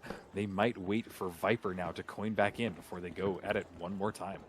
And that's the benefit of Team Kiri's strategy. Overall, each individual player has such great survivability. You have Akazo with his goo gun blocking off line of sights, gooing himself in those goo cocoons. Bravado with that DMAT, and Viper with the dash. But on the other side of the map, we see the fight kind of start to break out. Jeff Buckley taking a little bit of damage. We have only 30 seconds left on this cash out, and the force comes out from Pulsar Blue. Line of sights are going to be made, but Sparrow, it looks like he's getting some great shots as they get the flip. Huge flip and kill on Jeff Buckley and Yujikoni. Sparrow creating some great positioning, opening up the fight for his team. And now, Apora going to be taken out. Yeah, they just seem to be kind of struggling on their positioning. They go down one after each other. I haven't seen them kind of die as a group just yet, and I think that might be the critical error that the Apora is encountering at this moment. They do still have a couple more maps to figure things out, and this map indeed as well, they can kind of turn things around, but they need to make their changes right now. On the other side of things, Varian getting close towards vault number 3, gonna tap it, throw down a gateway as well. The rest of his teammates know what to do. They start to make their way, I think, closer towards D. That would be a good place to bring this vault, get it started in cash out D. It's very out in the corner. You can manipulate it out into that alleyway, that kind of Zen garden we were talking about earlier. So it can be one of the stronger cash outs and make a lot of sense for these teams to battle it out right here to determine who gets the plug. Looks like it might have been intercepted as T-Mills goes to the top of the roof. He's not going to go for the vault. He wants to go for the kills. There is a nice shots going off on him, but he's going for the chase. Viper goes down in it. No plug just yet. Team Kiri getting pushed into a corner. Akazo, the only person remaining, throwing that gravity cube up, putting them all into a little bit of chaos, but still some shots going off, and there goes Akazo. No plug just yet, but they'll get this vault, get it plugged, and get set up. On the other side of the map, the fight is already breaking out. Looks like Apora just found themselves in a bit of a reset situation. Going to be looking to rotate back out and take the fight from a different angle. Pulsar Blue looked like they were posturing up on this glass. Going to take some early shots. The cash is not in the most favorable position for them. Could be winching to a great spot for Apora to take. However, with their line of sights and position, they could easily drop down. Finds him in Viz. No shots coming out as looks like a third party coming their way. We got Team Kiri making their way in. Bimo may be looking to steal that point as we speak. But instead, he realizes the third party coming in and backs away. Akazo takes out Bobo. And now, huge three-way fight breaking out. Now we're going for the steal. Bimo gonna stick it as Pulsar Blue's on the run. Sparrow just left for that team. They get the flip in sight, and everything breaks out and comes together for Apor for now. For now, indeed. Can they hold on to it? Viper going down. Bimo getting some beams off. Did get a kill there. They need to hold on to this for a little bit longer. Yujikoni not in the battle, but Sparrow and the rest of the Pulsar are here. They want to try and get this flip. This is the perfect time, but Ape Aura are ready to go and try and stall it. They're diving on this point, trying to get a kill. Yujikoni now the only remaining person. Surely they can't stall it one more time. Here comes Yujikoni, and there he goes as well. Pulsar Blue get the flip, sending their cash total towards the very top. On the other side of things, the Fire Strays seem somewhat uncontested on this cash out, but Pulsar Blue starting to make their approach there. It is still also the way they could pivot off and go towards Vault 5, but they might want to go for a last second dive onto cash out D and pad their totals a little bit more. Yeah, D is gonna be held down by Fire Strays. 2 minutes left on this game on Sis Horizon. Team Kiri already has the vault tapped and ready to go into motion. Going to be rotating in, Bravado rotating out. TP comes out from Viper. Going to get that early plug as most other teams are probably going to be rotating into that vault 6. Apor, if they want to get a first place, needs to get a double moving into this vault, as well as Team Kiri needs to either find a wipe on Pulsar Blue or get a double of their own if they're playing for first. But second, still a great position in PHL. Ooh. Nice shots going off from Boo Boo. He did connect there, but can he find another one? Switches over to healing back up his teammates. This is a good little turn for him. They are below this vault. It has been tapped by the Fire Strays. They want to try and find an opening, but instead it seems like they're making the call to go and pull off, go towards the cash out in motion, but maybe another call has happened. Nope, there it is. I can't decide what they've figured out yet as Boo Boo goes through this zip line, staying a little bit away from his teammates. I do feel that there is some miscommunication happening right now, but there is the call. They have now pivoted towards cash out A, going a floor above. This will buy them a little bit of space, a little bit more information if they make their approach right now. Cash out ticking away, pushing over towards Brutal Logic, going towards that stairwell, following it up with his teammates, climbing up, spots Viper out, tries to get some shots off with the Shack 50, but instead goes for a different line of engagement, wrapping around, making his way closer towards cash out A. Yeah, and Pulsar Blue is looking really strong thus far in this game. They just need to close it out. One final engagement for them could spell a first place, and it looks pretty good right now because Bravado has been taken out. Great triangulation on top of him, but they still have to worry about Viper, and Akaza's goose setup could be deadly for them. Akaza's very nifty with that goo, and Viper found a little bit of an off angle, taking out Sparrow. Akaza also right place, right time, finds that pick. Going in with the goose doll, going to be going down to the wire. Brutal Logic trying to take this high ground and push away Akaza, but continually just running. Playing for... Chase. He's playing to live because that wipe was pivotal. They just lost. Basically, they lost second place because now they're behind Team Kiri because of that wipe. Now, going to the other side of the map, Apor making some final attempts towards Fire Strays. Varian 1 HP left as Team Kiri makes their way over to go for a last-second steal, trying to deny Fire Strays from keeping on to this. Apor, Bimo, going to be taken out with some clean headshots from Varian. Viper coming in, Udriconi going to be taking Viper out, and it's just going to be the last final seconds. No one there to hop on it. Maybe Bobo got it for the last second, but the Goose Doll comes out, locking down this point for Fire Strays and securing them the first place on Sis Horizon, going back and forth between them and Pulsar Blue currently. Wow. So we have now had 3 different winners across our maps. No, I say that wrong because Fire Strays got the first win as well. So no, Fire Strays looking pretty with 2 victories under their belt so far today. And yeah, that was a great performance by them. It did come down a little bit towards the wire, and it's impressive that the Pulsar Blue got pushed all the way down to 3rd. They were looking strong for a good chunk of that, and then an unfortunate wipe when Akazo just chased him down, forced them down the leaderboard. And yeah, that's just how it plays out. We're using ranked rules, so you lose some cash on a wipe, and unfortunately, that can make the difference some days. Yeah, exactly. A little bit of more foresight for Pulsar Blue would have been fantastic. Just play for that guaranteed second. Honestly, I would have loved to see them go initially and fight Fire Strays for that first place. Obviously, that could have caused a little bit of a ruckus over there, as that would have been a potential third party for them. But overall, if you just let that team be, secure their point, give them no kills and no opportunity to wipe you, could play relatively safe on the other point, help the other team steal that, and then you would have had a great first place in your hands. But overall, I mean, Fire Strays looking very strong, holding down their point and locking it down. We're going to be going to Fortune Stadium for our next game, Ooh. Rio. Oh, we are. So I'm gonna go with whoever was chatting in the chat the last. That is Tiger 5016. I have a fortune for you. And that will be the last fortune of the day as well. So, Tiger, your fortune is someone will ask for your advice. Say something cryptic. Whatever that means, take it as it is. Say something interesting if somebody asks for your opinion on something.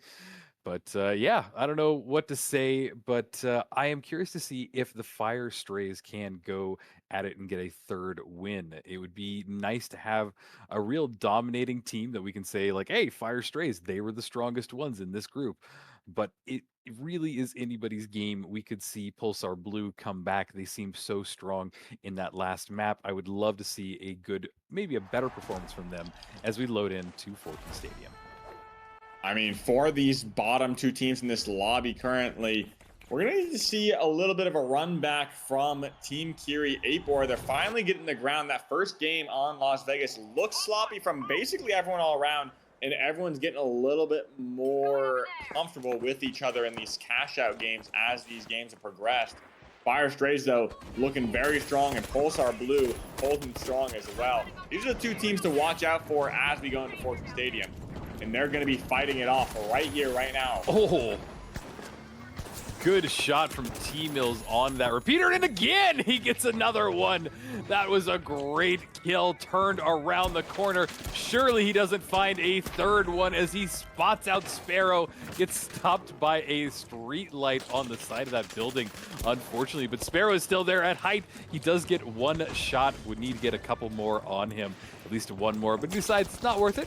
They're going to take the vault and get there. Sparrow, though, decides it is the perfect opportunity to deal some back shots on the rest of the Fire Strays and even brings down T-Mills, leaving them scrambling to have to come grab it. On the other side of things, Akazo dealing some hellfire down with his Deagle Bananas, bouncing up and down, not connecting his shots, but there goes the last remaining member of Ape Aura. Vault number 1 will be brought over towards Cash Out B, and one of the more stronger cash outs in the entire map or game, depending on how you look at it.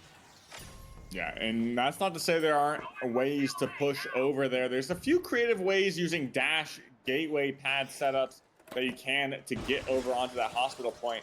But with triple range from Team Kiri, that's going to be very difficult. But Pulsar Blue on the side of Cash Out A, making their approach. We see Fire Strays sitting up there on the AC vents, ready to dodge, blow an RPG right up on top. They're going to be taking out Brutal Logic. None the wiser of their positioning. Invis coming out in the rotation. Be trying to be made as we rotate out. Bobo looking to reset and wait for Brutal Logic's coin. Yeah, he walked directly into a trap. An RPG went off on Brutal Logic's head, and then he was deleted just a few seconds after that. Great setup by the Fire Strays. They had the height advantage. They knew all of the points that they were going to try and advance from, and really just shut it down. They need to hold on for about a third more of this cash out. Sparrow and the rest of his teammates on Pulsar have coined back in, so Brutal Logic is back in this battle. They're going to try and go maybe below it and try and drop this cash out if they can, but time is definitely not in their favor. Just a fourth of this cash out left. They have gone for the bounce pad. They are above it. Nice little invis grenade as well. Going off. They are scared. There's the C4 blowing up a hole in the floor. They need to drop down. They need to find a way to stick this steel. The cash out falls down multiple levels. They're throwing down a ceiling, a roof, building it with goo. Holding this stick, can they get it? If they hold on, they will get the flip. This will be a perfect flip, but no! The Fire Strays have done something in this chaos to stall them for just a little bit longer. T-Mills trying to find a final kill on Boo Boo, but did not work out. It doesn't matter because they got the cash. Cash Out B also ticking down with Yujikoni being the final member on a goo fortress on the side of the building. But again, he kited as well. Two teams been wiped, but still get the cash. Yeah, Viper going to be clutching things up for his team in that moment. Ultimately going to be taking the cash out, but the fight win goes the way of Viper for them. And now we see Apor in a great position going to this map. Going to be going down to the second cash out. This, in my opinion, is the most pivotal cash out of the lobby. You lose the first cash out, you know, you don't have a lead, you're in good spirits, you can still make it back on cash out too. This is the make or break, sets the tone for the entire map. But Team Ale is going to be taking some big damage from Ape Aura as Ape Aura postures up onto cash out C, trying to deny this plug and just sit tight. Yeah, I mean, this is an incredibly close battle, even only with Pulsar Blue in the bottom by just a little bit. And look at how close everybody else is. Just over $1,000 separates third from first. Not even that. We're talking a few $100s. Math is hard on the fly, but the double just happened. This is just getting intensely crazy, and that is probably the best way of putting it. They're set up now, Pulsar Blue trying to hold on to this, but 4 teams all about to dive onto 1 11K. point. Yeah, Bravado now also stuck in a corner, waiting for his teammates to coin back in. Yeah, and everyone's even, basically straight down the wire. 11K, 11K, 11K, and we see Pulsar Blue with 7K, but in control of this cash out. Bobo going to be taking out BMO. This is going to be great for them. Ujikroni is going to try and make some ground back as Bravado gets that pick, hitting those clutch shots. Peak Abu, definitely with that CB1 repeater. And Sparrow and Pulsar Blue looking pretty good right now, not taking much damage. They do look to just stall because every team is going to be here. Going to be very dangerous for everybody. Yeah, it's just a trap for anybody to go in there. It's why we haven't really seen a steal happen just yet, but here we go. The approach is being done by Akazo, breaking down that dome shield and anything that was on point. I think he blew up some C4 as well. Here's the approach. They're getting into it, getting close to it. There's the steal, maybe more of a bait. Goo going down from Akazo on top of an APS turret. Nobody is here. Nobody's stopping them. Team Kiri's about to get this just completely in. Nobody stalled them. This is crazy. Now they have to hold on for about 15 seconds as the clock is ticking down. Akazo building himself a goo fortress, a nice little head glitch as well. The gravity cube has put everybody in the air, and I think that they have stalled this. The goo has made it impossible for anybody to break through, and adding 24K to their total will send them very convincingly to the top. Team Kiri looking good right now. Wow, and that was a brilliant setup from Team Kiri. Getting such a clutch timing to set up their goo cocoon, get that steal, throw down the grav cube. You couldn't even shoot out the grav cube because it's inside the cocoon itself, and nobody was able to take that point. Pulsar Blue does get the tap and now faces up against Team Kiri. Right now, Bobo not looking pretty good. Gonna be taken out as we target in on Brutal Logic and Sparrow. Sparrow narrowly making it out, playing a stealth game, using that invis bomb as Brutal Logic looks to get his teammate Bobo back up. Yeah, it's interesting how much of a battle this is just over the vaults themselves. We don't see a lot of teams just taking them and running them. There's always an engagement between at least 2 teams, sometimes more. This battle is still going off, though. Akazo getting some shots off on Sparrow. He did just stop there. He knows it's better for him to wipe with the rest of his teammates so they can all come back together. We are running down to the last minute and a half of this map. Somehow Ape Aura have gotten a flip. They got all of Pulsar Blue down. They got the flip. Now they have time to set up. And not sure who's going to contest them, but Pulsar Blue might as soon as they spawn back in. It'll all depend on where the spawn gods put them. Fire Strays now going towards the top of this cash out. They are trying to go for it. Are we about to see a double as well? I see cash out or Vault 5 off in the distance, but not making a lot of movement. Yeah, I don't think Team Kiri wants to get a double happening at all. Gonna sit back, hold that, and get a guaranteed first place in this match. Viper is going to cause a little bit of chaos over on this side of the map, though. Make his approach as we see Pulsar Blue going to be making the steal attempt. Ujikroni getting a great pick on Sparrow. 2 left up on Pulsar Blue. The goose doll coming out from Bimo. Bimo needs to make it out, but his heavy does not peel for him. Bimo just left alone. And we're going to see A4 probably just going to play 1-by-1 stalls on this cash out. Luckily for them, Defender Coin is going to be in their favor, but Fire Strays is going to make a great attempt going into this, but Udriconi postured up in a great spot above them, just raining down fire upon them.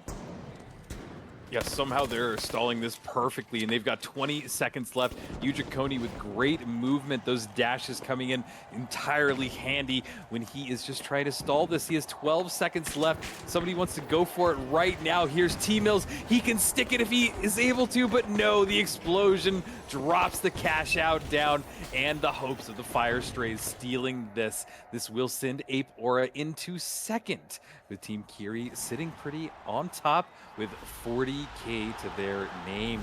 That will give them the win on Fortune Stadium. Wild stuff so far. 3 teams have taken a win, and we have one more map left, and that's Nozomi Citadel. Yeah. Team Kiri locking in for that game. I'm not sure how that double even happened.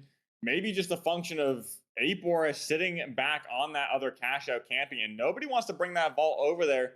We've seen how it's worked for other teams losing that plug and could potentially lose a fight, but look at the scoreboard. Second place, Drac, 10 kills, reaching double digits, really popping off in the end, locking down that point. Great work to finally make some headway in this lobby.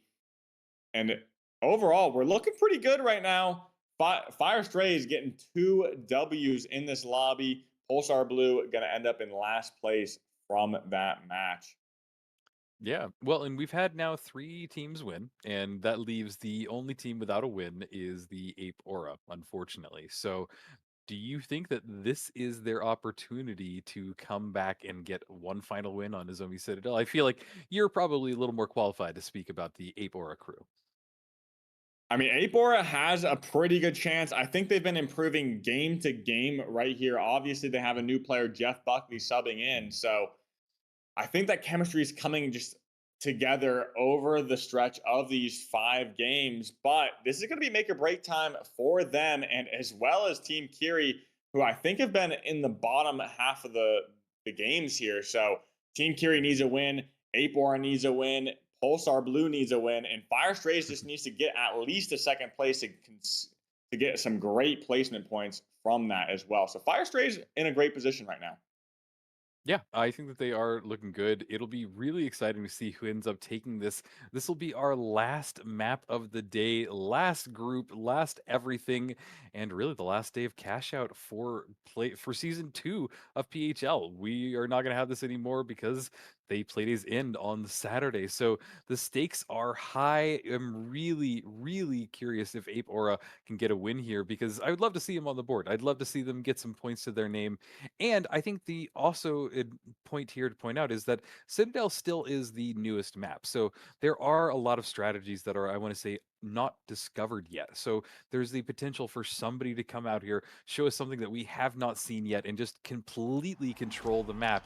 And I'm kind of hoping that Ape Aura do exactly that today. Let's find out as we load into our last map of the day. Chat, who is going to take it? Who do you want to win Nozomi Citadel? Nozomi Citadel, close quarters combat on this map. You do have some long line of sights. It plays very similar to the Sis Horizon at times, but these buildings can be very claustrophobic. Varian posturing up, getting some early picks on Bimo. Bimo putting himself out there for that tap. Not sure if it was worth it, but Fire Strays now going to be making their approach and triangulating in, getting some great shots. Drac is really on fire since last game right now. Getting some great shots, hitting some damage on top of Varian, getting that re-kill yet again. T-Mills looking dangerously low, and Slaw is taken out by Drac as well. Drac's gonna be a one-man army right here. Takes out 4 kills in the entire game there. Wow, holy. Well, and we were just talking about how they need to kind of pop off, and Udriconi heard me. He definitely just popped off there. Amazing kills, amazing placement, and just movement on top of that. Really a masterclass in how you play a light with a 93R, but can they maintain it? They've got 3K to their name. Surely they're about to get a plug as well, add a little bit more cash to their total, and they have a good spawn also for this cash out. It's in a pretty open area. It has 1 floor to drop it down a little bit further. And here comes Akazo trying to poke a hole in the Ape Aura's defense. Glitch grenade goes off, making sure that he can't do anything. Does glitch him down a little bit, but he goes directly towards the height. Akazo looking for anybody, any damage, any information, but now decides to go for a dive, diving directly down on it, maybe going down, wanting to drop this, forcing them to push down onto him. This is a good area because it forces him into a cradle. Here comes the push by the rest of Ape Aura. They do not want to let this change hands. Yeah, and I hate this point because as soon as that drops, it becomes a valley, a canyon for that cash box to sit in. Drac in a great position up high, but great gateway from Akazo to take him out. It's going to be 2v2 right now. Jeff Buckley taking some early damage. Pyromine's going to be using for the bait. Doesn't go off, but now Jeff Buckley's stuck in that stairwell. And I know Rio does not like stairwells. No, it's the worst place to be, in just death after death. And sometimes you can't avoid it, but that is how it goes. BMO healing his teammates right back up. Ape Aura staying strong, have somehow pushed off all of the advances and are maintaining control of this cash out. Two teams about to respawn back in, but both of them have very little hope or chance of getting any cash out. Maybe we'll see one desperate to push on to cash out B, but still, it is an uphill battle for these teams that just spawned back in. Yeah, and Fire Strays securing their point, as well as Ape Aura. Great wins from both of them on their cash outs. Interesting to see where the next cash outs will spawn. Akazo taking some early shots out in the middle of that drawbridge. Not the best place to stand during this fight, but a triple team fight. Sparrow, Pulsar Blue joins the party. Gonna be making their approach in. Both is getting eliminated. Huge shot from Akazo. Gonna be taken out with the bananas. As Paul looking for the reset, and Ape Aura is just gonna go and get the tap on 3 and have a walk in the park currently. Looks like a Team Kiri might go and rain on their parade. Yeah, well, let's see if they rain on their parade. It's their party. They can cry if they want to. But now Team Hill stuck in a corner, being pushed into that stairwell, trying to fight their way out, but Sparrow just dealing a ton of damage, and the Fire Strays get wiped. They're gonna have to figure out a better way of approaching them. Ape Aura still sitting quite strong, 16k to their name, getting a res off on BMO. Gonna try and go back into this engagement. RPG goes off on Bravado. Good shots. They need to follow it up though. Winchclaw goes off, did not connect with anybody. Team Kiri going through a gateway, potentially grabbing control of the vault, going on the bounce pad as well, but they did leave a teammate behind, stuck in the goo. Bravado tried to run out of there, might have escaped, but no. BMO beams his gun down on them. The vault has been plugged in. All of Team Kiri has been wiped as well. The steal is going off. Somehow the Fire Strays have gotten in there, but Yujikoni wants to say something as well, dashing in there, trying to get some shots off, healing each other up, but there is T-Mills continuing with the rain of that repeater. My God, some great shots going off by everybody, but some very close encounters.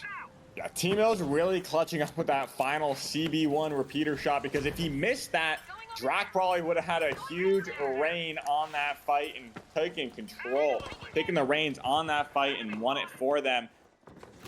Overall, great damage and great win from Fire Strays. T-Mills clutching it up. Yeah, and we're starting to tick down here. Look at the goo fortress he's setting up. It is impressive, but it doesn't always hold.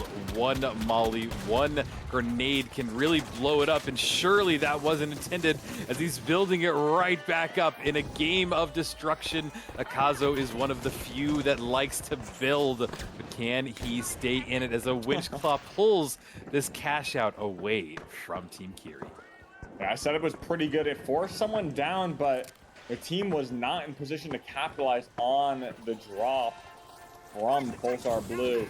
Gonna have to rebuild this cover, looking to lock in and build around his teammate. As we saw in the game previous on Fortune Stadium, this is a very good strat. He stresses to go get that building around his team, and now Last second steal attempt comes out from Pulsar Blue. Going to be making the re-steal. Bravado in a great position. Goes to the D-mat. No goo block on the line of sight. Goes a little bit too late as well, in my opinion. Could have went out a few seconds earlier. Had a little bit more patience on that. Apor here just to clean things up, get those kills, get that confidence boost.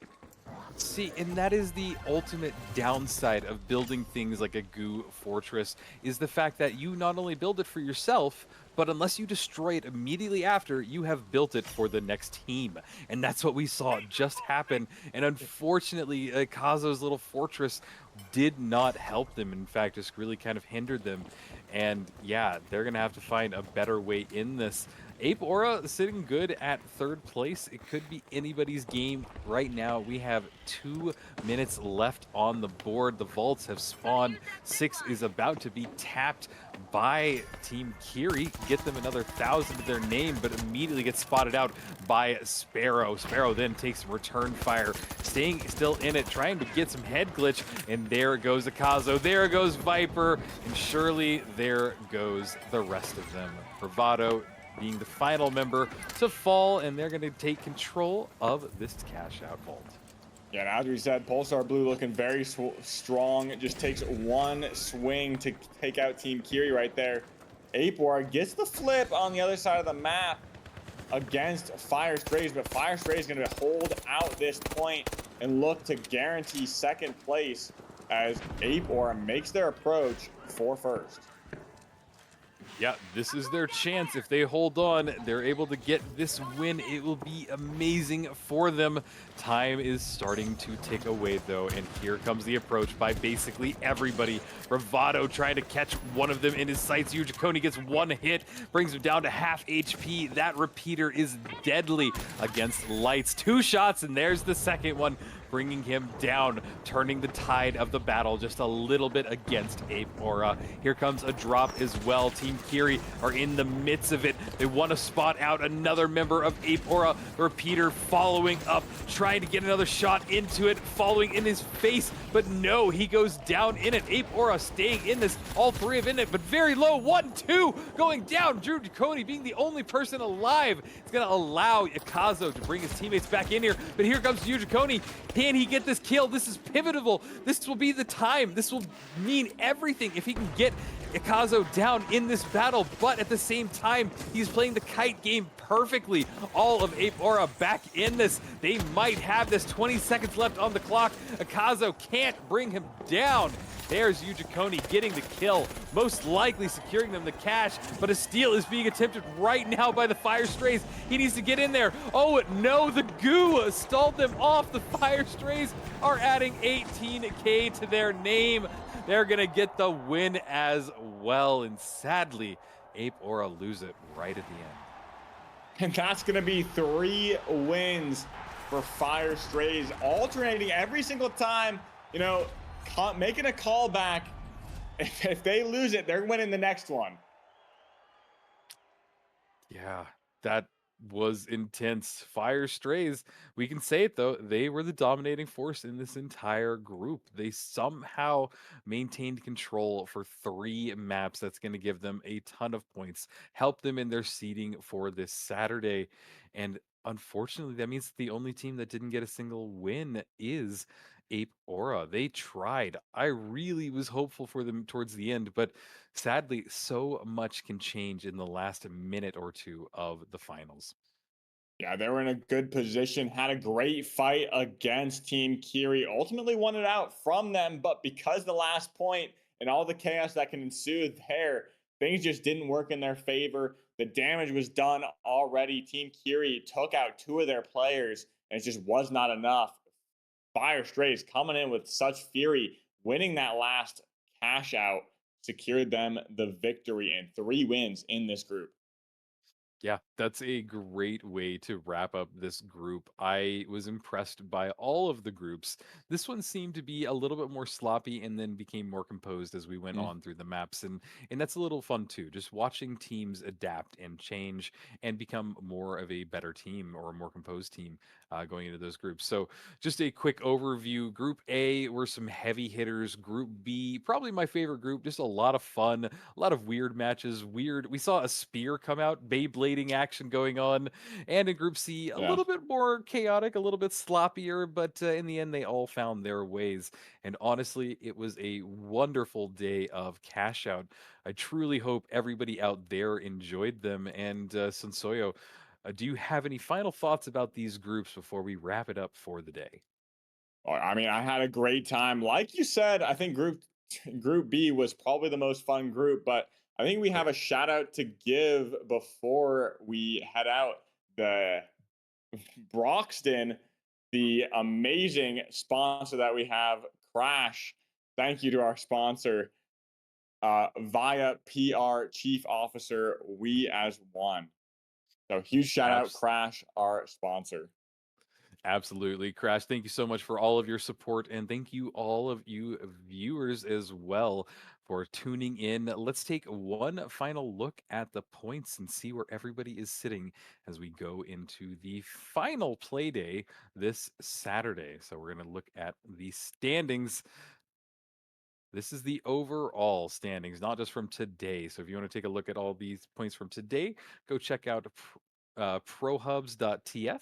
But overall, we can see some of the best teams right now. Nightmare are looking good. They have given us a great performance throughout this entire season and are looking really strong as we continue to go at it for Saturday. But yeah, these are the standings. These are the groups and the day points. Okay, and this will be the seating for Saturday's groups. So, everybody, please stay tuned. Come tune in on Saturday for the final day of season two's play days. We're going to see how it all wraps up, but we're going to end it here. My name is Rio. I am joined by the wonderful Sansoyo. And that is going to be it for us today. Thank you again to everybody that tuned Thank in, you. everybody in the back end as well, Human, Burita, Waltz, everybody doing points, Emilia playing, just everybody that's really helped out with our production. So, with that, we will see you on Saturday.